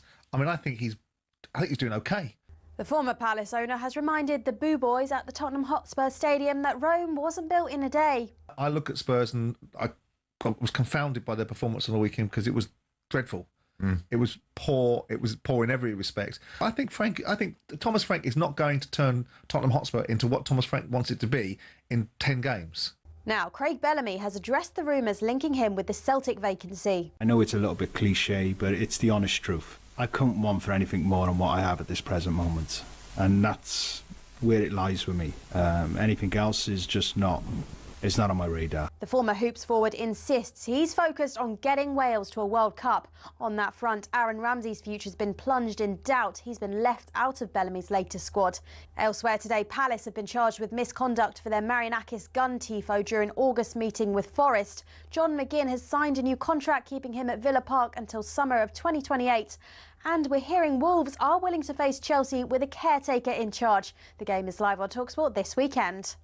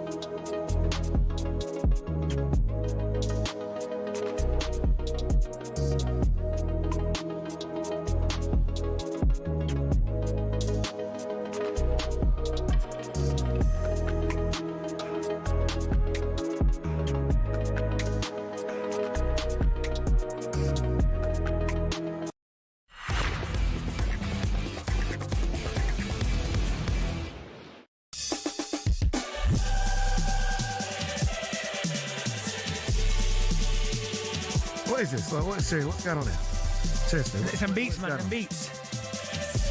Yeah, but okay, it's Champions League drive, fair, but this is just not acceptable. Not acceptable. All right, okay, it's not acceptable. Stop the music. Stop the music. Jack, don't you stop the music. All right, we Jack. asked the no good. He knows. 1 second. Listen, you're renting here. Yeah, I live here. Jack, okay. You know what I mean, Joe? I live here. You're just renting here, bro. All right, the no Googling question. We asked you, 11 players have won both the Champions League and the World Cup in the same year. Yep. Who was the most recent? All right, give me the team. What, country or club? Yeah, well, country's obviously Argentina, right? No. Oh, give me that. I like this. Well, then. Country's France. Okay. And he won the Champions League at the same... So, yeah. All right. I'm going to give you the Germany. No. Club Real Madrid. Well, that's why I said Germany. Yeah. Well, Mbappe. Went Mbappe. No. So it would have been... So what year did France win that World Cup? So they won it 2018. Yeah. Who was playing for Real Madrid at 2018? 2018. Real Madrid. Played for United as well. Varane. Rafael Varane. All right, still to come, we're going to be asking Benty for his best bonfire night bangers. Can we explain what that is, please, Benty? Because I think people are going to be thinking this is a 9 p.m. watershed kind of conversation. So basically, it's top 5 Premier League goals from outside the box, bangers. But my only point is, and I know people are probably going to be screaming at the radio, getting their little messages in. When you see how many there is to choose from, and I have to narrow it down to 5. We were doing this for like an hour. How hard was it outside? It's impossible. So I've got 5 on my list, and there are some goals that people are saying have to be in there. Wasn't outside the box. Okay, yeah. So I'll give you an outside example. the box. Go on, give me one. Kasami, in my opinion, is probably the greatest Premier League goal. Was that Fulham of all time. against Palace? Fulham Palace. Yeah. When you actually watch the replay, he's inside the box. Inside the box. So that's not You've in done a VAR on it inside the box. Correct. All right, now, this week marks the EFL's annual week of action celebrating the collective impact of football club charities, community work across England and Wales. To tell us more about it and chat all things Bolton Wanderers, we're delighted to be joined by their manager, Stephen Schumacher, who Benty knows. You guys played with each other. Yeah, Shuey, how you doing? Hi, Benty. Okay, mate. Hi, lads. Why do footballers that know each other always do that? Always shorten names like Shuey. Why can't you give him his full name? His full name is Schumacher. Why has he got to be Shuey? Because that's what I called him back in the day. Stephen, how are you, mate? I'm very good, thanks, yeah. Even my parents call me Shuey, Ade, so it's okay. Okay. I'll let Benty call me that, that's fine. I'll let him off. How's it been so far this season at Bolton? Obviously, it took over in January, so you had a bit of back end of last season, a full pre-season. How would you judge sort of so far this season?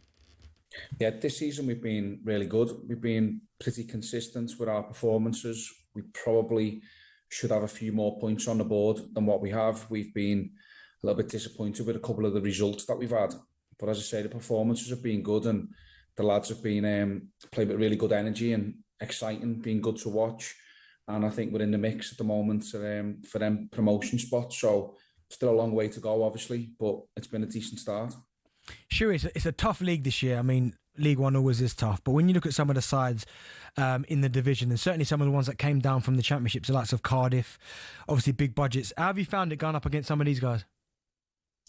Yeah, as you said, Benty, it's like this every year in League One. The last time I coached and managed in League One was, we were up against Ipswich and Sheffield Wednesday when I was down in Plymouth. So it's always competitive. There's teams that are desperate to get into the Championship, so therefore they're spending good money to try and get there. And we're one of them. We're a big club in the division. We've got a huge fan base, and there's an expectation for us to try and get promoted and get back into the Championship and then kick on from there. So it is a competitive league, and the quality of it is good. The quality this season, the games that we've featured in has been pretty good in my opinion. Yeah. And sure, I was obviously being a former striker, I always look at what's going on in the leagues, and you look at Mason Burstow, who you've got at your club. Good player, top goal scorer in the Championship. I'm guessing obviously promotion's going to be the aim, but how important do you think he's going to be, and how good has he been this season for you? Yeah, as you know, Benty, all teams you're only as good as your centre forwards. So Mason has been excellent for us so far. He's obviously also got a couple of lads in the squad who are pushing him for his performances to continue to be up to standard. But he's been great. I think when I spoke to Hull in the summer, I explained to him that I wanted to bring Mason to the club and give him a run of games playing as a number 9. The majority of his football for Sunderland and for Hull, he played in the wide areas, so his goal scoring opportunities were obviously fewer. But since he's been with us, he's played as the striker down the middle, and he's been a goal threat in pretty much every game, and he seems to be enjoying his football. And again, like all of the players that we brought to the club this year, and the majority of lads obviously we've got in the squad, he's got a really good attitude and he's desperate to get better. So I'm really enjoying working with him. I've spoken to players in League One in the Championship about the FA Cup. It'd be interesting to get your take on it, Shuey. Can I call him Shuey as well? No. Is that right? I can't? Okay. Sorry, Stephen. You're into the second round of the FA Cup. Most people would say, potentially a nice little run in the Cup's a good thing. Obviously, your aim at the start of the season would be to get into the playoffs or maybe even automatic promotion. Does a cup run hinder you, do you think? Or does it kind of just galvanise the team when potentially, if you get to the third round, it could be a big game against one of the Premier League sides? How do you view the FA Cup? Yeah, we try and win every single game that we're involved in, Ade, but we're so competitive. And when we played last weekend against Huddersfield, it was a really good opportunity for us to give some players some minutes who hadn't started the previous few league games. And the message was to try and keep the momentum going. We'd had 2 great results against Huddersfield and Cardiff in the league. And then we wanted to try and beat Huddersfield in the Cup to build some momentum, as I say. And once you start getting results, winning becomes a habit and you can never get bored of winning. So that leads us now into the next game against Port Vale. We'll go into it full of confidence. I say the players will be physically in a better shape because we got to play the majority of them who haven't played loads of minutes recently. So yeah, the only thing I've got now is I've got a headache on me hands trying to pick a team because the 7 changes that we made, everybody played well, and now I've got to upset a few before this weekend and pick a league team. So yeah, that's why I'm grey. A good headache to have, Stephen. Stephen, you join us now from Bolton St Catherine's Academy for Head Start. It's a young people's mental health program. Tell us a bit more about that. Yeah, so we went up to St Catherine's School up in Bolton yesterday, and it was really good. I went and seen a few different classrooms and got introduced to a few of the kids in the school who were all brilliant. Some were really big Bolton Wanderers fans and season ticket holders. And our objective being there was about speaking to the young kids who are in year 7. And I could relate to that because I've got a son who's in year 6 primary school at the moment. And the Bolton Wanderers in the community team, the Head Start team, they worked with the year 6 pupils as they were leaving school last year to help them deal with the pressures of now moving into the secondary school. And they found that the work that they did, the level of anxiety and the level of enjoyment in now in year 7 has eased loads, and they're enjoying school because of the help that they got from the team in the community. So it was a great day. I really enjoyed going to them schools and getting the opportunity to talk to the young fans in particular, because you just don't get that many chances to do it. You know, quite often we're standing on the side of the pitch under loads of pressure, or they might see us on a computer screen doing an interview. But to actually sit and have a chat with the kids and see who their favourite players are and exactly where they sit in the stand and how much they enjoy coming to games lately, it was great. It was a great day and I really enjoyed it. Sure, it's still something that's heavily important, I think, and that's football clubs in the community. And as you just spoke about it there, Bolton being heavily involved in the community, I still think that sends such a big message. I know we've seen it throughout the football leagues and the Premier League where it can have such a huge impact. And then I think in this situation as well, I think it's key. Yeah, it's huge. Again, the work that our club have done over the years, Benty's been amazing, and obviously that's led by Sharon Britton, our owner. You know, the Bolton Wanderers was 6-7 years ago on the brink of going completely out of business, and at that time in need, we needed the community to get behind it and support and to raise money and to get the club back on a stable footing. So us now doing our bit, you know, the players, the coaching staff, the whole club trying to help the local community is so important, because that's what we're trying to do. My job is to try and build a sustainable, successful football club. And to do that, we need the help and support of our fans. So they need to feel as though we're approachable, we're there, we're visible in the community. And as much support as we can give, then we'll always try and offer our help.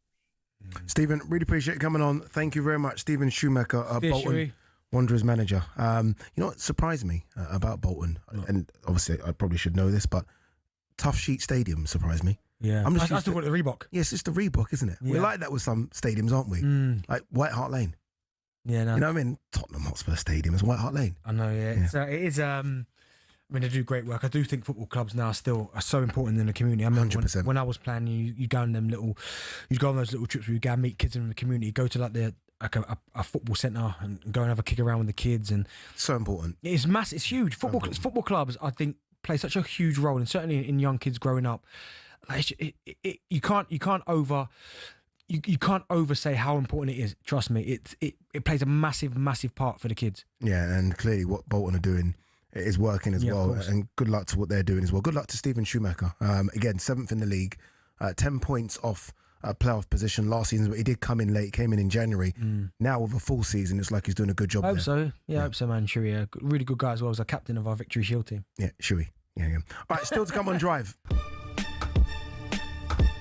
We're going to find out what Andy Goldstein was talking about here. That's a little bit smelly. Wow. We'll ask Benty for his bonfire night bangers. I like it. And we're going to ask if this man is approaching Messi and Ronaldo levels. And guess who? Erling Haaland rifles it home. All that and so much more coming up on Champions League Drive with myself, Ade OIadipo, and the great Darren Bent.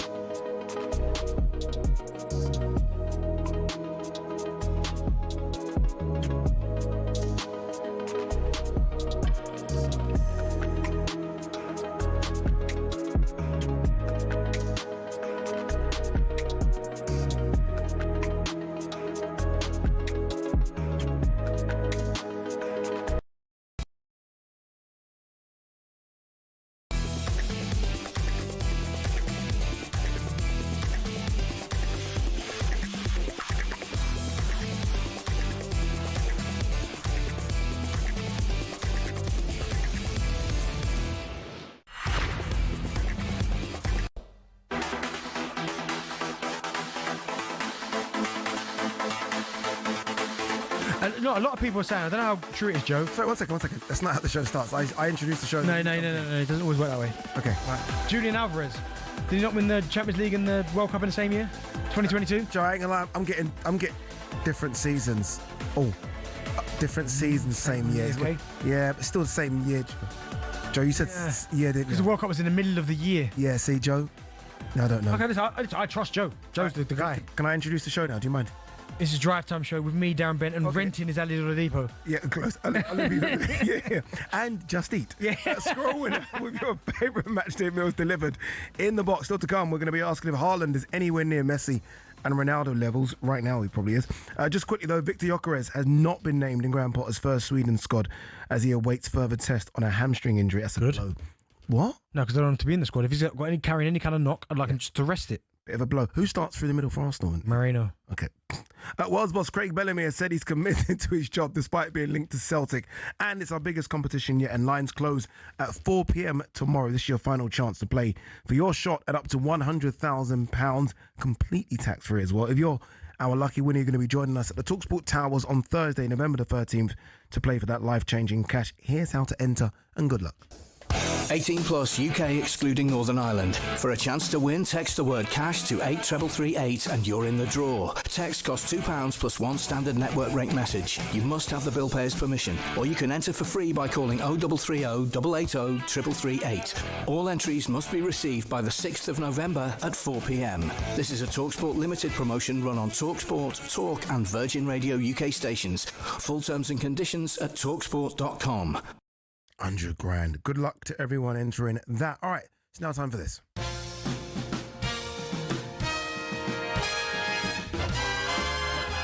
Yeah, this is the best of TalkSPORT and Friends, where you run you through some of the recent highlight moments from across the TalkSPORT network. Let's kick things off with this morning's breakfast show. Super Alan McCoy was alongside Alan Brazil. Big Al was discussing his celebrity doppelganger, Art Garfunkel. Look at the bun. By the way, you've actually got better bun than him. Yeah. Look at that. Yeah, but he was a gust there. You'd swear, looking at that photograph of two, you were separated at birth. I know. Honestly. No, scary, isn't it? Scary. What age is he? He's got about 100. Do they look like each other? Do you see the resemblance? In the hair, in the picture, I do see a little bit. Yeah, they do in it. They do. Yeah. Do you have any doppelgangers? Anyone say you look like anyone? Yeah, Will Smith. It's funny. No one says that. What? Does anyone really say that? Yeah, people all the time. People say you look like Will Smith. All right. How do you think you'll look when you're old? What is it? That's a bit. I think Bent is still going to look good. Yeah, I'd like to think so. Good. Look after head myself. of hair. Yeah. Look, you're fit. Fit, all exercise. Yeah, I'd like to think I look good. Yeah, you look good. How old are you now? 41. Yeah, you look about 41 to be fair. All right, remember, Big Al returns to the breakfast show at 6 a.m. tomorrow morning. He'll have Ray Party Parlour beside him. Over to Last Night Sports Bar, Jamie O'Hara was alongside Jason Candy. O'Hara was giving himself a pat on the back. I think geography, we're not the worst, you know. I actually think we're not bad. I think I'm all right at geography. Just 5 European capital cities. Paris. Prague. London. Paris. You said that. What's the best European city? And it can't be the UK. Paris. Paris has to be. It's phenomenal. Yes. Like the restaurants, it's just, look at me, the bougie, the restaurants. Yeah. But it's so, what do you think? I like Paris. Paris is good, isn't it? And it's just a Eurostar. Eurostar, King's Cross, you're there in an hour and a bit. Okay, right. Perfect. What would your speciality subject be on Mastermind? Oof, man. On Celebrity Mastermind, saying. Yeah. Boxing? Good shout. Boxing or Tupac? But would it be boxing from a certain era or all boxing? Boxing from the 80s onwards. Oh, that's a big old broad. I'm that guy. Does anyone want to test me? Let me know. Right. If you and Rory went up against Andy and me in a pub quiz, who would win? 1 gazillion% me and Rory. No way. Yeah, Rory alone would win. I'll just be there just to get him drinks. No, it wouldn't be, mate. Easily. If we're talking what does Andy know? What's Goldstein's main subject? Chelsea and boxing, then that's What's Goldstein's subject? Anything. Pool. Snooker? Yeah, snooker. Yeah, I know a bit of snooker. Do you, though? No. Don't forget your calls into the Boys in the Sports Bar tonight, coming after a massive evening of Champions League action. All right, let's finish with a clip from our brand new sister station, the TalkSPORT Gold. Here's what Andy Goldstein and Jason Cundy got up to last week when Bentley was on holiday. Come here. Give me your foot. Let me smell it. All right? You have to be honest with me. Okay. You have to smell mine. Don't touch it. That's a little bit smelly. I swear to God, now it's my mind. Smell it? Honest? No, that's not. Smelly it was a bit socky. Well, yours a bit smelly, so it's the same. now kiss it. Billy's going to lick it. That is disgusting. That is absolutely horrible. See, that's what that's what happens when I'm not here. That's for the purpose of those listening on the radio, not watching on YouTube. They actually had each other's feet out. No socks on either. None. Yuck. I'm glad I wasn't here for that. What's the worst smell in the world? The worst smell in the world is. Now, sometimes I not sometimes, but I live in the country, and that smell of that fertilizer. But I think it's like cow muck. Cow muck. Oh my goodness! The wind blows. It's disgusting. Yeah. Awful. Yeah, and egg farts a bit smelly as well. That's disgusting, Ade. Yuck. Or a protein fart. It can be a bit so. What do you make of people who are into feet? That's kind of a big thing, by the way. You can make a lot of money right now on OnlyFans or whatever. I mean, let's each to their own. Each to their own. If that's what they're into, then let them go with it. You're not into feet? No, I'm not that guy. Do you know what I mean? That's just into feet. But what I just watched on yeah, that should never be allowed. Made me feel sick. It's horrible. And that's why you need to be here all the time, Benny. You can't have those two together anymore like that. All right, make sure to check out 21 Minutes to Go with Cundy and Goldstein, wherever you get your podcast from. Of course, it should almost be a warning that they're on together, but anything could be said. Of course, you can find all our shows on the talkSPORT app, where you can swipe between talkSPORT, talkSPORT 2, and all of our sister stations, so you never miss a moment.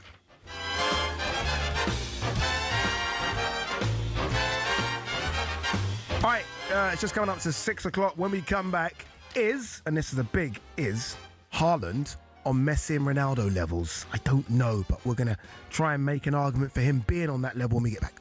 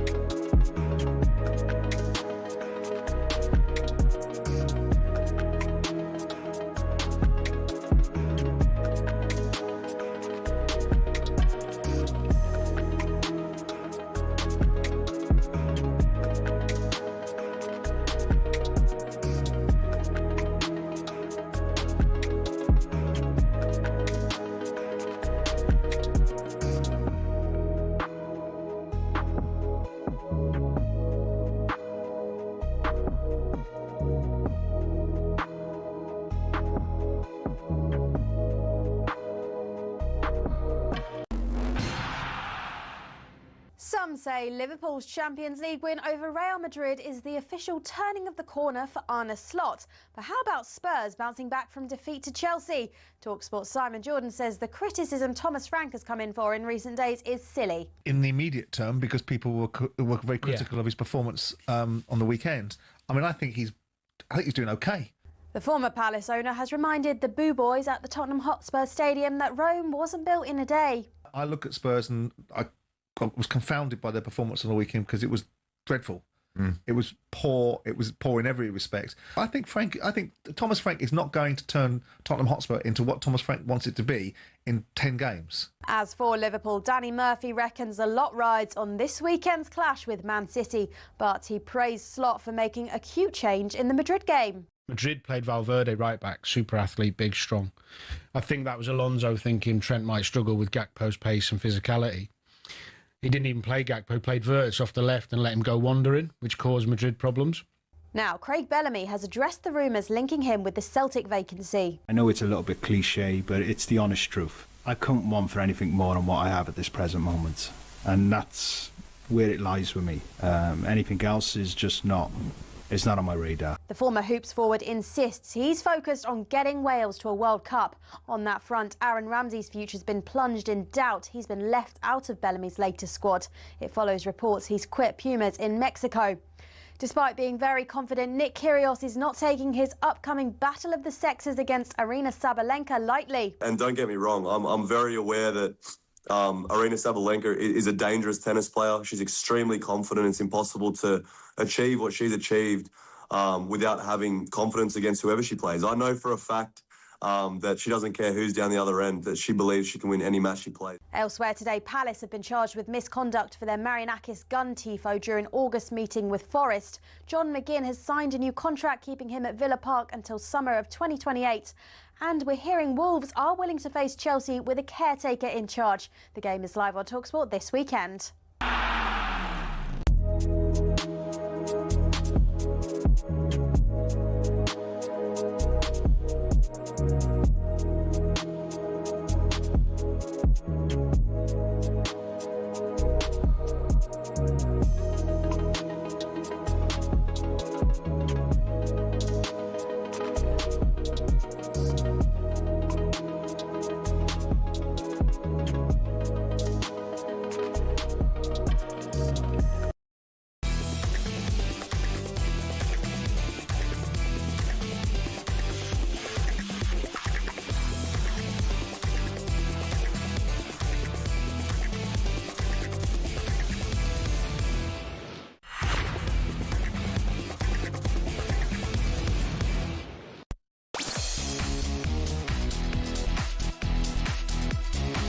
Good evening, you're listening to Champions League Drive on talkSPORT. Myself, Ade OIadipo and Darren Bent. Still to come, we're going to bring you... That's quite a good interruption. Yeah. I like, No, you interrupted that. No, he interrupted me because I'm speaking, but he didn't tell me. I completely forgot. Still to come, we're going to bring you team news for all of this evening's 8 p.m. Champions League games. But first, Chelsea are already in action away to Karabakh over on talkSPORT 2. The score is currently 1-0 to Chelsea. Let's listen in now with your commentator Scott Minto alongside Ian Danter. Robert Sanchez there. He's just liable for that little rick, isn't he? talkSPORT listeners join us with nearly 20 minutes gone in Baku. Karabakh 0, Chelsea 1. And the story of Estevao continues to develop for Chelsea. The young Brazilian smacking home a left-footed effort. Brilliant finish from Estevao. Received it right-hand corner of the area, stepped inside the left-back and drilled it past the goalkeeper at his near post on 17 minutes to give Chelsea the lead. Scott Minto's with us tonight on commentary. Yeah, and just before that as well, Karabakh had their almost best opportunity of getting a goal themselves, but it was a real sort of samba Brazilian feel to it, wasn't it? João Pedro to Andre Santos to Estevao, who, the first touch was decent enough. The second touch allowed him to come inside, and once he did, he got a shot off quickly and the keeper had no chance. Great start for Chelsea. They're looking for Estevao again. It was João Pedro trying a crossfield pass to get the youngster in, and he's won it back from Medina. Approaching the edge of the area, tucks it in field to Andre Santos. João Pedro plays a 1-2 at the edge of the area with George. They only get it half clear. Comes back to Estevao again, near the right-hand corner of the box for Chelsea. Marauding around the Karabakh 18-yard line. It's worked out to the left-hand side now, and Jamie Gittins up against Matthias Silva. Goes for the byline, Gittins. Gets the left-footed cross in, and it's headed away by Medina. Only as far as Reece James. Chelsea continuing to keep the pressure up. Caicedo, who's had to come on inside 5 minutes because of an injury, again, to Romeo Lavia, a thigh strain. Saw him go off. Caicedo having to come on very early in the piece. And he's actually taking the ball back to halfway. It's just calmed down a little bit here, Scott. Yeah, it has, but now the way they've brought them back, they've opened them up, and again, Andre Santos is getting on the ball a lot. Just saw him getting into the box, nearly got in at the end of that cross, but just really intelligent play from Chelsea. Now Reece James looks for Jamie Gittins, but the ball's overhit and goes behind for a goal kick. So we're approaching the midway point of the first half. Commentary continues on talkSPORT 2 with the scoreline of Karabakh 0, Chelsea 1. Yeah, as Dan said there, you can hear that game over on talkSPORT 2. Sounds like Chelsea are going to get a few more goals in that game. All right, following us from 7 o'clock, Adrian Durham hosts live coverage of Man City against Dortmund in the Champions League. Pep side have won 2 and drawn 1 of their 3 games in the competition so far. And they, of course, have Erling Haaland, who scored 17 goals in 13 games for City this season, including 2 against Bournemouth over the weekend. After that game, Guardiola compared him to the likes of Messi and Ronaldo. And speaking ahead of tonight, Haaland was asked about those comments. The Erling we talk to now, the Erling we see is this humble Erling, and yet when you're not here, when we're asking managers about you, the words and the names that keep coming up in the same conversation are always the likes of Messi and Ronaldo, the very best players in the world. Do you see yourself at the level of those players? No, not at all. Far off. No one can get close to them too, so no. He's humble, and like, he's probably right. I mean, let's be honest, we're talking 2 of the greatest of all time, and their goal scoring records for 15 seasons straight is ridiculous. 98 Premier League goals, 51 goals in 46 games for Norway. He's obviously far off, but if he continues at this rate of scoring, where it almost just, he's now a goal machine, isn't he? You just expect him to score, by the way, and it's club and country. And what he's doing for Norway as well is incredible. It's not like they've littered with world-class players. He's almost carrying them to the World Cup as well. Him and Odegaard, right? Is he a million miles off? Well, it's hard because, listen,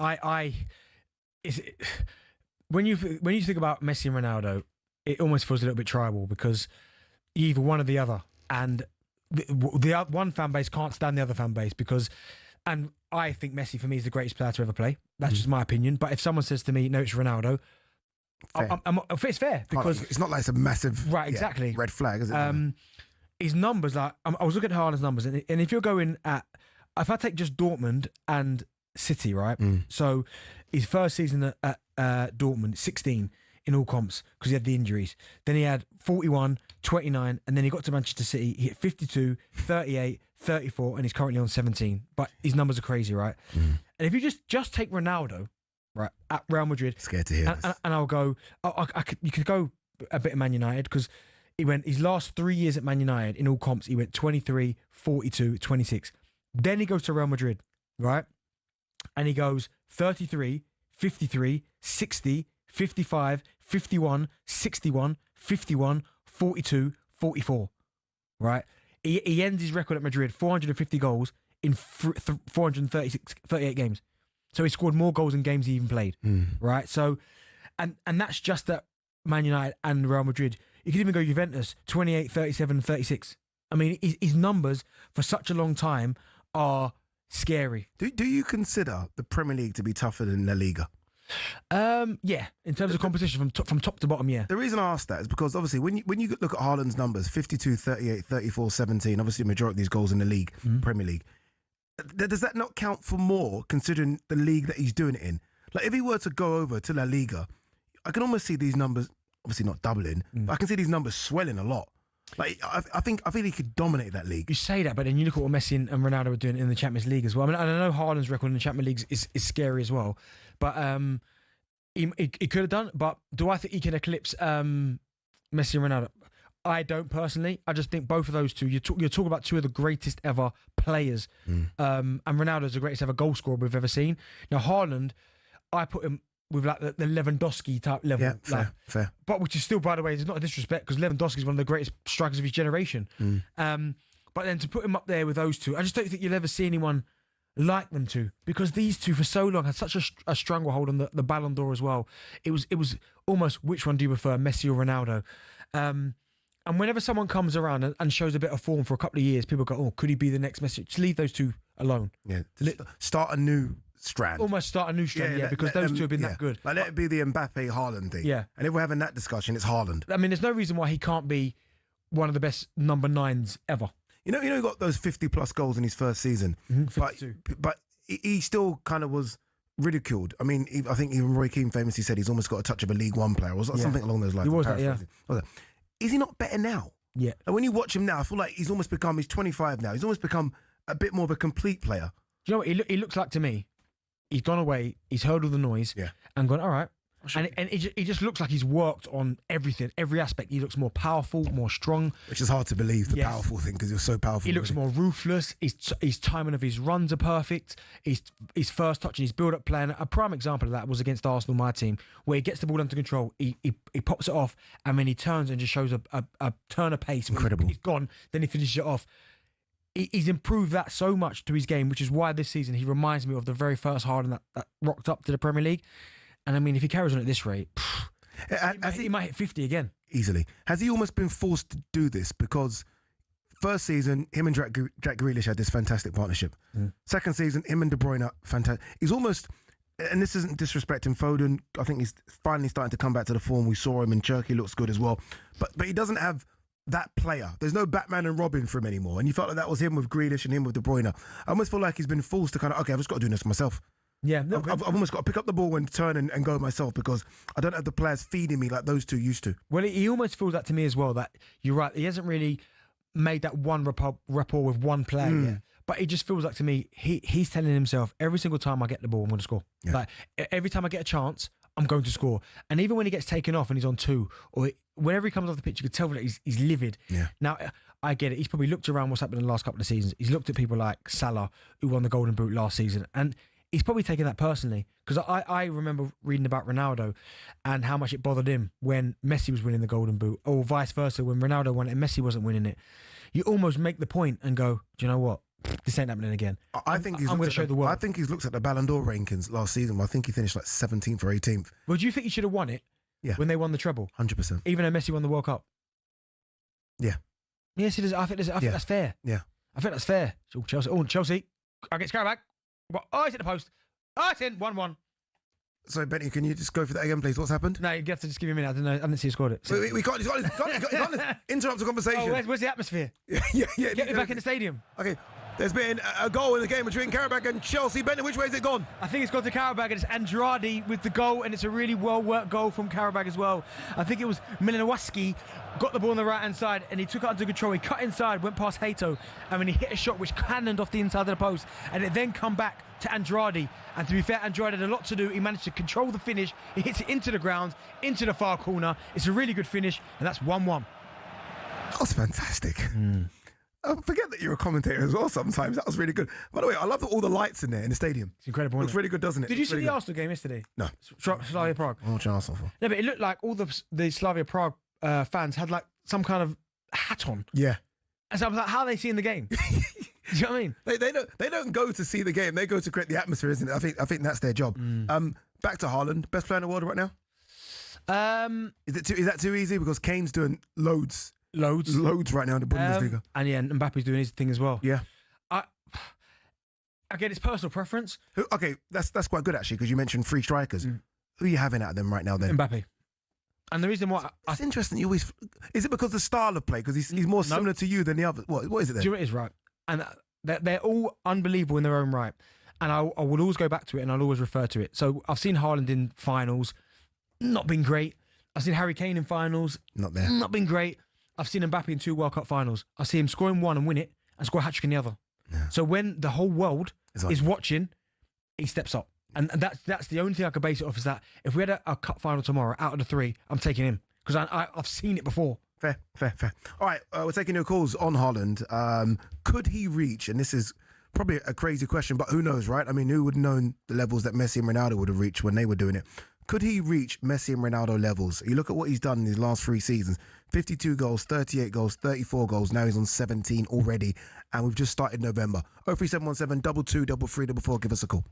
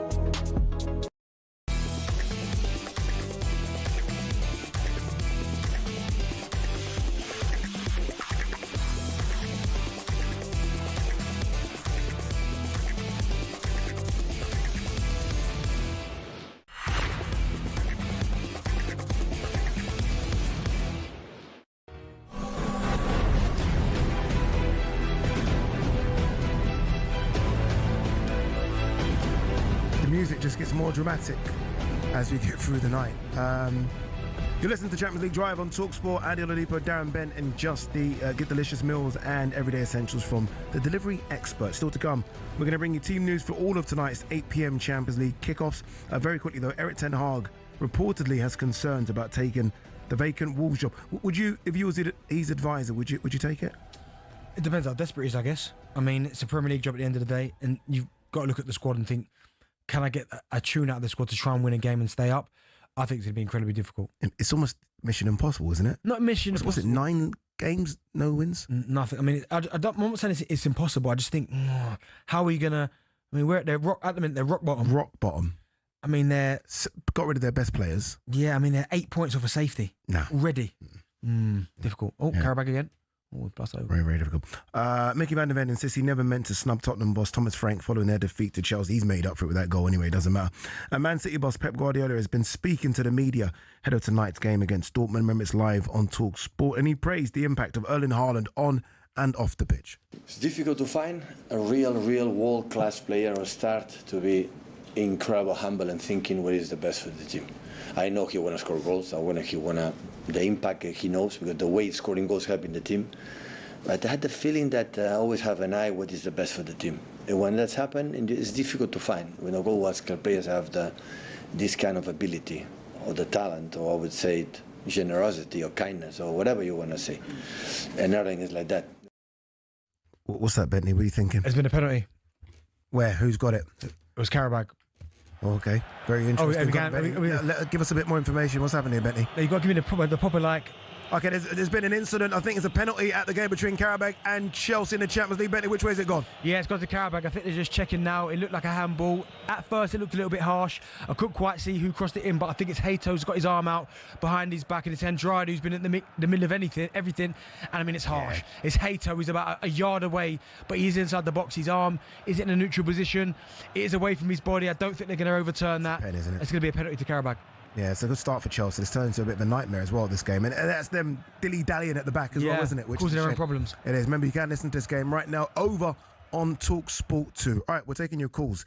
Could Haaland reach Messi and Ronaldo levels? Phone lines are open, 03717 223344. Come and have your say, as James is about to do now. James, obviously, look, it's a big ask, but, I mean, could he get there? Sorry, lads. Just have a... take your seatbelt. Put your seatbelt on. Put your seatbelt on, James. We I'm just parking up. Can he reach Ronaldo or Messi levels? Ronaldo, yes, in terms of goal scoring. Messi, never. Ronaldo's closing on 1,000 goals. Crazy. Yeah. So when you say Ronaldo, yes, in terms of goal scoring, I'm not quite sure. Hold there though, James. Bentley, what's happening there? I think the penalty has gone in. Bentley, let us know. Yeah, he set the goalkeeper the wrong way. I'm trying to see who's actually taking the penalty. I couldn't quite see from the replay, but I think it was Jankovic who scored the penalty. And what he does, he shuffles his feet. He takes that kind of slow run up, goes to the ball, pass it past the goalkeeper into the left-hand side of the goalkeeper's right-hand side. It's a lovely penalty. He sends him the wrong way. 2-1 Karabakh. Yeah, Hayto's shaking his hand, but it's only him to blame, right? Handball. All right, James, back to you then. So you think you potentially could reach Ronaldo's level in terms of goal scoring? Yeah, 100%. I mean, you look at his consistency. My dad's a City fan. I'm a Barcelona fan. But the way I see it, he can match his goal scoring over the next, if he's got the same longevity, that's what it comes down to. But Messi, genius. I've got a frame of him in my house. When you say, obviously, you're a Barcelona fan, so obviously you appreciate what Lewandowski's doing, but ultimately Lewandowski's coming to the end, isn't he? I mean, he's closer to the finish line than the start line. He's probably got a season or so left. Haaland up front for Barcelona, when you think of the wingers as well, Rafinha, Lamine Yamal, I mean, Haaland through the middle for Barcelona would be incredible. Oh, I'd love it. Yeah, get him in. Spotify, pay for it. But yeah, Lewandowski, generational. We just got him a bit too late, but people say he's washed up, and he's consistently second or first goal scoring in La Liga all the season's been in it. So it's one of them. But I think Messi takes the crown. Do you know, I think you're right. I think you're 100% right, James. It's about consistency. I think consistency is the one for such a long time. And I mean, I'll always say Messi's the greatest, not just goal scorer, but I mean, people forget about him when he was in his absolute prime, and he's ripping teams to pieces. I always remember that one goal. I don't know why it's one of the goals I remember. Remember we did the Boateng. at Barcelona versus Bayern, and there was the memes going around of him like dropping down a black hole and all that. And that's Boateng. That's won Champions League, Do you know what I mean? 20,000 Bundesligas. Honestly. And that's the thing that he's remembered for. Just dropped him like that. Yeah. Or that goal against Getafe where he picks it up and just beats about 8 people. I'm sure he scored, I'm sure, and Arsenal fans remind me, I'm sure he scored 4 in the Champions League game against Arsenal. Crazy, isn't he? Crazy. Honestly, you are talking about a very, very special player. It's a shame. Obviously, look, we always talk about not seeing those type of players in the Premier League, and it is a shame that we didn't get to see anything. We got Ronaldo at the start. Yeah. Before, like, he was a superstar here because he won the Ballon d'Or here, but then he's at Real Madrid is where you saw him at his absolute maximum.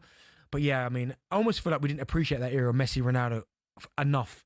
Like, I know we did appreciate it, but the La Liga clashes between those two, it's almost like, Does the Premier League still, for what is, and obviously it pays fantastic money, support's incredible, the most watched league in the world, does it still struggle to attract the very, very highest elite level players? Well, I mean, Haaland's probably the one exception where I feel like we've got a player who's...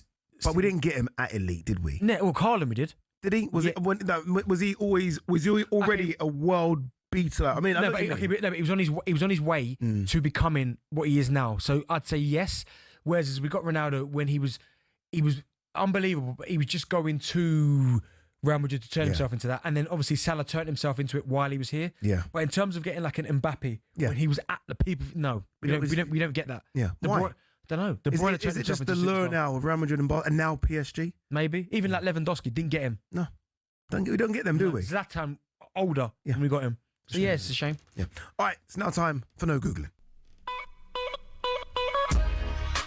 All right, we want to know which English goalkeeper shares the record for saving the most penalties in Champions League history. Which English goalkeeper shares the record for saving most penalties in Champions League? Any guesses? Yeah. Go on. Go on then. What is it? What's the guess? English. Yeah. Well, you heard the question. What's the guess? I'm going to go David James. All right, answer when we come back.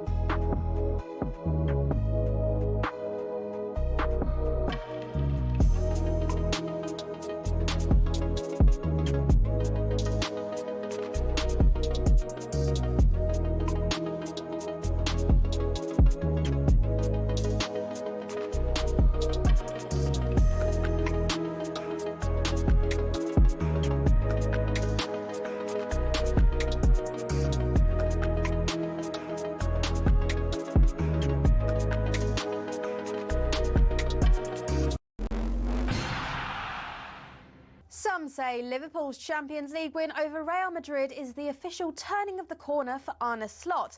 But how about Spurs bouncing back from defeat to Chelsea? talkSPORT's Simon Jordan says the criticism Thomas Frank has come in for in recent days is silly. In the immediate term, because people were very critical of his performance on the weekend. I mean, I think he's doing okay. The former Palace owner has reminded the Boo Boys at the Tottenham Hotspur Stadium that Rome wasn't built in a day. I look at Spurs and I was confounded by their performance on the weekend because it was dreadful. It was poor. It was poor in every respect. I think Thomas Frank is not going to turn Tottenham Hotspur into what Thomas Frank wants it to be in 10 games.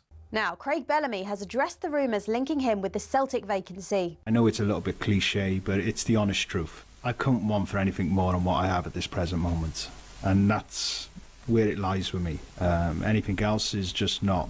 It's not on my radar. The former Hoops forward insists he's focused on getting Wales to a World Cup. On that front, Aaron Ramsey's future's been plunged in doubt. He's been left out of Bellamy's latest squad. Elsewhere today, Palace have been charged with misconduct for their Marianakis gun tifo during August meeting with Forest. John McGinn has signed a new contract keeping him at Villa Park until summer of 2028. And we're hearing Wolves are willing to face Chelsea with a caretaker in charge. The game is live on talkSPORT this weekend.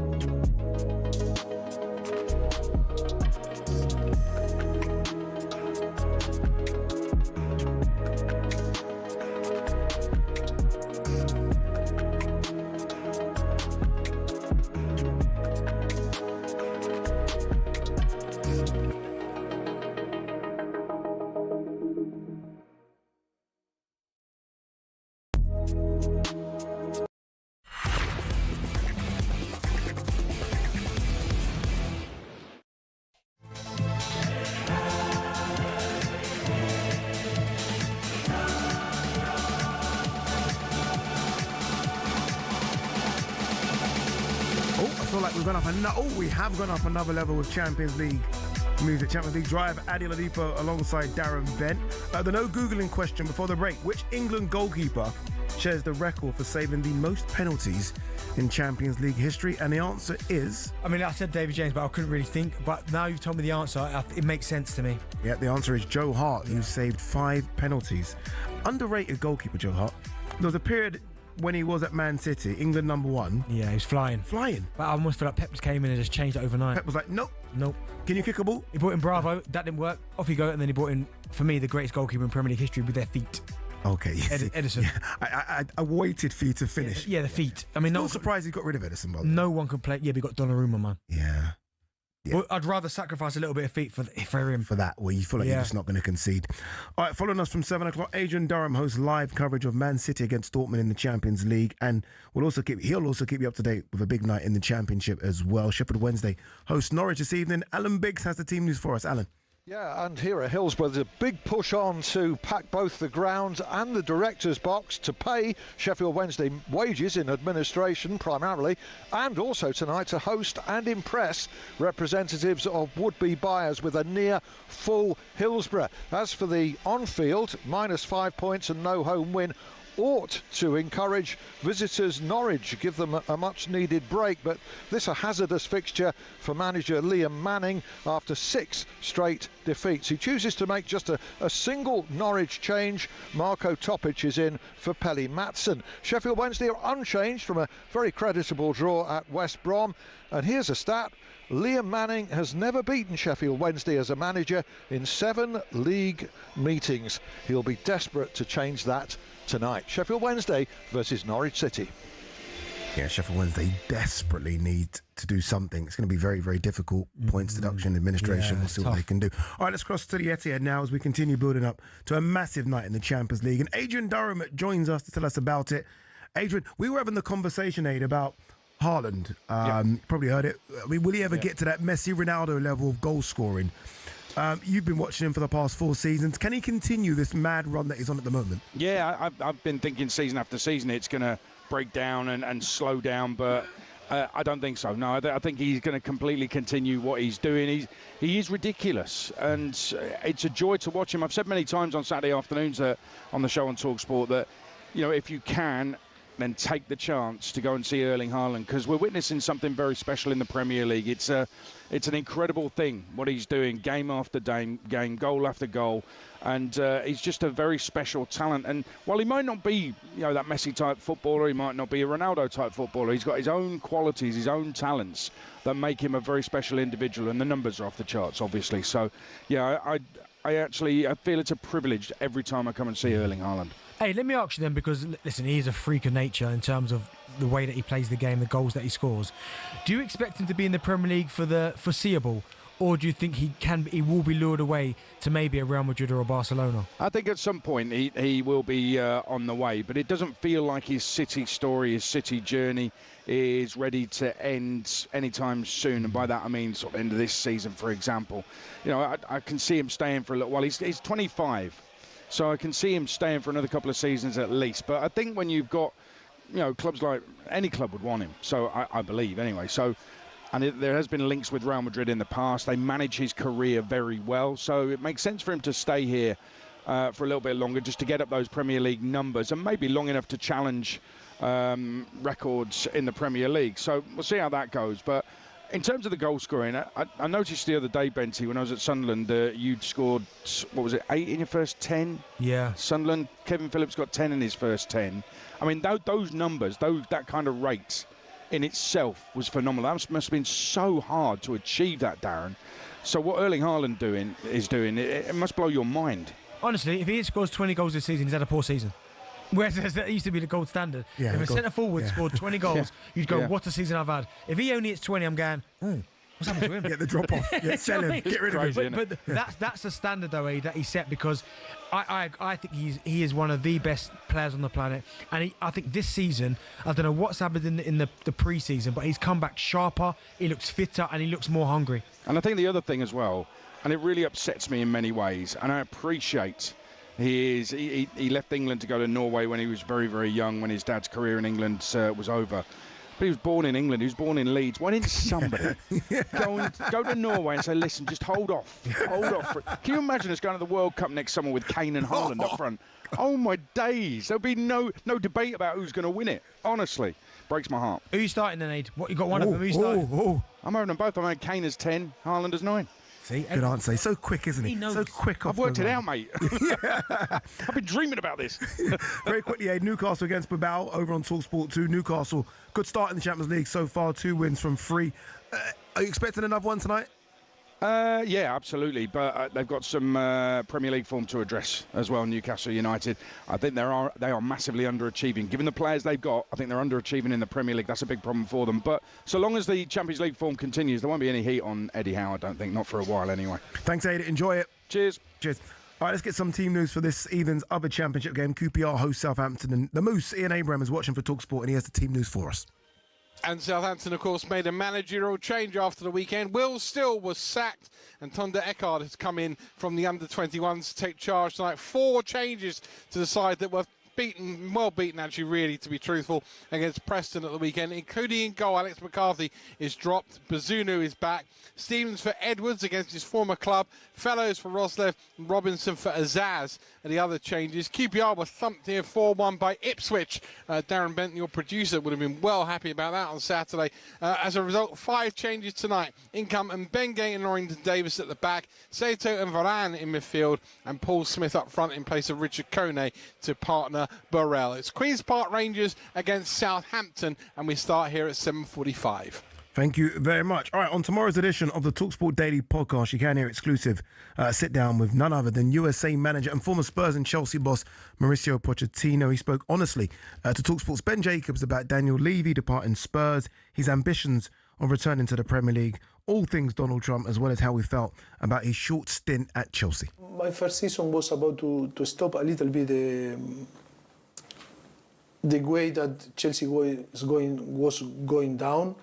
It was difficult to stop this negative dynamic that, if you remember, I don't know, it was 6 months, 8 months to one win in Stamford Bridge. That was very. They were before us 12 in the Premier League. I think it was to stop and to create with new players, with players that with no experience in Premier League. Make sure you tune into the talkSPORT Daily podcast tomorrow so you don't miss that. It's a good, honestly, very, very good watch. It's a blockbuster as well, that one. Pochettino, should he be in the Premier League? Almost feel like, I feel disrespectful saying it's a waste seeing him manage the USA team. It's a big World Cup. It's a big job, right? Isn't it? World Cup USA. I can't blame him for taking the role, but he's such a good manager. Yeah, he is a good manager. And as you said there, I think the opportunity was too big to turn it down. Obviously, the World Cup being in the USA or part in the USA. Him managing their national team as well. Yeah. So I understand why I took it from that perspective. And also I thought it was quite harsh on him when he lost his job at Chelsea, because I thought he'd done a good job. I thought they ended the season really well. That was always a poison chalice, a Tottenham manager going to manage Chelsea. Yeah, potentially. I never thought that was going to work. It just didn't happen for him. And although his record was okay, it just, when they let him go, I thought it was a little bit harsh. But he'll be back. I've got no doubts whatsoever. After this World Cup's finished, regardless of what happens, I mean, I don't think USA will win it, but obviously stranger things have happened, but I'm comfortable in saying that I don't think they will win it. Even though they've got some good players, by the way, that are playing across Europe. He'll be back in the Premier League. I've got no doubts. To what level? That's the question, isn't it? To what level? I think what level Spurs would have him back. Yeah, but it's 100%, but I don't think Spurs would want him back. Why not? Huh? I think Thomas Frank's a fantastic manager. I still think a lot of Spurs fans, it's a weird one because they love Pochettino, right? And they love him a lot more than love Andrew won a trophy. Yeah, 100%. Which is bizarre, really, if you think about it. But I think they'd welcome him back with open arms, because some of the best football I watched Spurs play in recent times was under Pochettino, where they had the likes of obviously Kane, Eriksen, Dele Alli, Son, Wanyama and Dembele in the middle of the park. Fantastic. Rose and Feels Walker. like a long, long time ago. It does. Over the Wild and Vertonghen, centre halves, and Lloris. Fantastic. Really, really good. Just when they were ready to go, didn't get the back in. I remember when they beat Liverpool 4-1 at Wembley. Yeah. Remember, and Dejan Lovren got taken. I just remember, I remember thinking, they're so much better than Liverpool. Yeah. And Liverpool just went and spent a bit of money. Van Dijk came in, Alisson came in. And then that was it. And Tottenham stayed still. So no, yeah, I think he'll definitely be back in the Premier League. And the level is an interesting one. But I think I'll see him at Spurs again at some point. Okay. All right, when we come back, I'm looking forward to this because Benty, this is not going to be easy, is going to do his bonfire night, Benty's best bangers. So we're talking, sounds crazy, doesn't it? This is our producer who's come up with that name. So when we come back, Benty's going to give us his 5 best ever Premier League goals scored from outside the box. Yeah? Yep. Not easy, and I think he's got it wrong, but we'll come back and discuss it.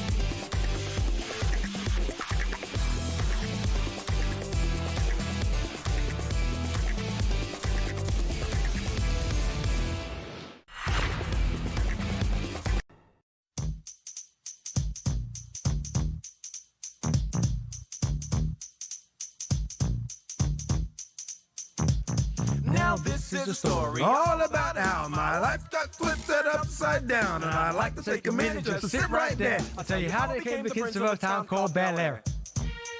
This is in reference to Darren Bent saying that everyone says he looks like Will Smith, or used to look like Will Smith. Used to or currently, I don't know. Chelsea have rung the changes at half-time, by the way. You can listen to that game over on talkSPORT 2. Right now, Chelsea currently 2-1 down to Karabag in that Champions League game. All right, listen to Champions League Drive on talkSPORT. Myself, Ade OIadipo Darren Bent. You're right. Do you know what makes me laugh? This is why I love our listeners and our messages. Some geezers put in, who's it? Matt in Oxford's put, Benty, Gerrard versus Borough better be in there. Who, what goal? Gerrard versus Borough in 2005. It better be in there. Yeah. How dare you? All right, from last minute winner dinners to tackling the weekly shot, save time with groceries delivered straight to your door. That's from Just Eat. Follow us from 7 o'clock. Adrian Durham host live coverage of Man City against Dortmund in the Champions League. The team news is in for that one, and Sam Matterface has all the details. Sam. Ade, thank you very much. 3 changes for Manchester City from Sunday's win over Bournemouth. Haaland captains the team against his former side. Rodri not involved. Not confirmed, and hopefully it's just a precaution, but I do hear there is a little injury. Donnarumma is their goalkeeper. The right back is Nunez. It's Stones, Gvardiol and O'Reilly as the back four. Midfield trio anchored by Gonzalez. Also has Foden and Reinders in it, with Savinho on the right, Doku on the left and Haaland through the middle. 3 changes as well for Borussia Dortmund after their win at the weekend. They start with Gregor Kobel in goal. Schlotterbeck returns to the starting lineup alongside Anton and Ben Sebaini. It's Svensson and Ryerson as the wing-backs, with Sabitzer, the former Manchester United player, and Metcher in the middle of the park. Adeyemi and Bayer behind Guirassy, who was last year's joint top scorer in the Champions League, up top. Joe Bellingham is on the bench. We're live from 8 o'clock tonight, so we kick off at 7 o'clock with all the coverage from the Champions League, the Championship, the EFL and everything else. Make sure you join us. Top man Sam, thank you very much. All right, over on talkSPORT 2, Newcastle host Athletic Bilbao. Mark Wilson has the teams for us. Yeah, good evening, guys. Despite talk of illness in the camp, it's just 2 changes for Newcastle, who were beaten comfortably at West Ham at the weekend. Kraft and Murphy drop out as Kieran Trippier and Harvey Barnes come in. So it's Pope in goal, the back 4 of Trippier, Chow, Botman and Byrne, Bruno Guimaraes, Tonali and Joe Linton across the middle, with Barnes and Gordon either side of Nick Voltemade, who leads the line. Athletic Club have been ravaged by injury. No Inaki or Nico Williams, and their main man up front, Gorka Guradeta, he has been ruled out with illness just before kick-off here. So they make 6 changes in total from the side beaten at Sociedad. They go with Simon in goal, Boiro, Paredes, Vivian and Arezzo the back 4, Vesga, Rego and Yaregizar in the middle, with Navarro and Berenguer up alongside Gomez up front. At St James's Park, 8 o'clock kick-off on talkSPORT 2. Former England man Dean Ashton alongside me for Newcastle against Athletic Club. Cheers, Mark. Thank you. A reminder, you can get your calls into the boys on the sports bar from 10 p.m. 03717 223344. There's going to be loads to talk about. But now, it's time for this. It's Bent and it's 3. What a super finish from Darren Bent.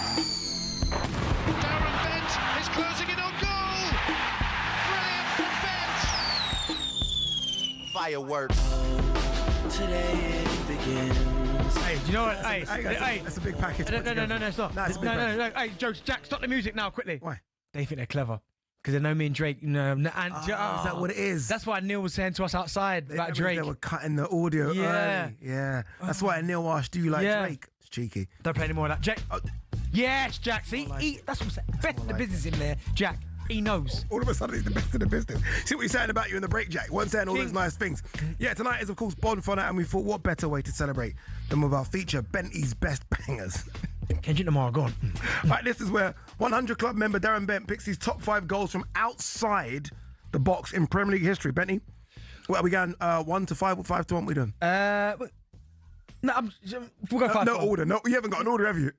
It's hard. Right, you haven't got an order. Before I get started, right, and then but I'm going to just apologise. We've got a couple of minutes. Hurry up. Yeah, so there's a couple of people I've not put in there because it's so hard, and there's been hundreds and hundreds of goals. So like, I've not put Papa Cisse in against Chelsea. I'm not putting Shearer against Everton. Matt Phillips, you remember Blackpool versus Palace? What a volley! What are you doing? No, not a volley. The smash. Oh my goodness! What another one? Andros Townsend volley. Man City. Against Man City. Another one I've not put in. Rooney versus Newcastle volley. Wait, no. We were discussing this for about 2 hours. You haven't actually put it in. No, anyway. What a joke. Number 5. Yeah. I've gone Thierry Henry versus Man United. Shocker. October, the flick volley. Yeah, no, I understand. Shocking, you've got an Arsenal player. Yeah, but come on now. That's a great goal. Incredible, right? Yeah, that's Dennis Owen that's on his back, by the way. Yeah, just flicked him, bang. Goal. Yeah, right, cool. so I've gone number 4. I'm going to go with Matt Taylor, 2006 Portsmouth versus Everton volley. Which one? Because he scored a couple of crazy goals, Matt Taylor. It's like he's at Fratton Park. It goes up. Someone heads it back out and he just volleys it. Okay. Near enough halfway line, straight into the goal. No bounce either. Not bad. Matt Taylor. Number 3, Matthew Le Tissier. Oh my goodness. All of them. No, versus Blackburn. Oh, where he actually goes, he kind of slaloms between 2 or 3 players and then bang, top bins. But not only does he hit the top bins, he hits the towel that's in the top part of the goal. Is that Tim Flowers in goal as well? Tim Flowers' goal. Yeah, Tim Flowers is a good goalkeeper. Exactly. Yeah, okay. So I've gone Latisse at number 3. Go on. Number 2, Yeah. I've gone Wayne Rooney versus West Ham. Everton. Like, and anyone who's seen that, in his own half, about 10 yards inside his own half, the goalkeeper comes out for West Ham. He almost half clears it, and it's going towards the halfway now, not smoothly. And Rooney comes onto it first time, and he drills it. And there's, I think, 3 West Ham defenders between him and the goal, and one of them can get it. So I've gone Rooney at number 2, halfway down. Go on. Who's your number 1? Number 1, Van Persie, Aston Villa. One of the best volleys I've ever seen. Old Trafford. Rooney picks him out from about 60-yard pass, and bang, volley, edge of the box. And by the way, Van Persie was nearly in there before the Charlton edge of the box where he volleys it from some crazy. It's a weird kind of volley, that. It's a weird type of volley, but yeah, Van Persie number 1. You know what I think of that Van Persie season where he basically won United the league? There's parts of me that thinks Haaland could do that for Man City. Obviously, it was more than just a one-man team. Of course. But it was Van Persie's team. Yeah. Rooney almost accepted, let Van Persie win it. Can do what he needs to do. And there's part of me that thinks that Haaland could just do that, for Man City. Maybe. I mean, he's certainly good enough. But yeah, again, Tony Yeboah. I missed that a couple of his. You can't just do honourable mentions. You've had your 5. No, I can do honourable mentions. How can Tony Yeboah against Liverpool not be in there? Okay, which one's better than that? You gone? Is that gone? It's going to be funny, this. I'd have it over Matty Taylor's one. See, that's you. Oh, I'd have it over Matty. Oh, goal. Chelsea. Benny, there's been another goal in the game between Qarabag and Chelsea. Which way is it gone? It's gone to Chelsea. It looks like it's 2-2, and it's Garnacho. It looks like he's got his first goal for Chelsea. Like a really well-worked goal. I haven't seen it yet, but I just saw the ball go in the net. So. Okay, that's good. Come back to me. Good comms. No, we can't come back to you because the show's over. But it's good comms. All right, thank you very much, Benny. I'll see you tomorrow. Up next, it is Kickoff Live Champions League with Adrian Durham.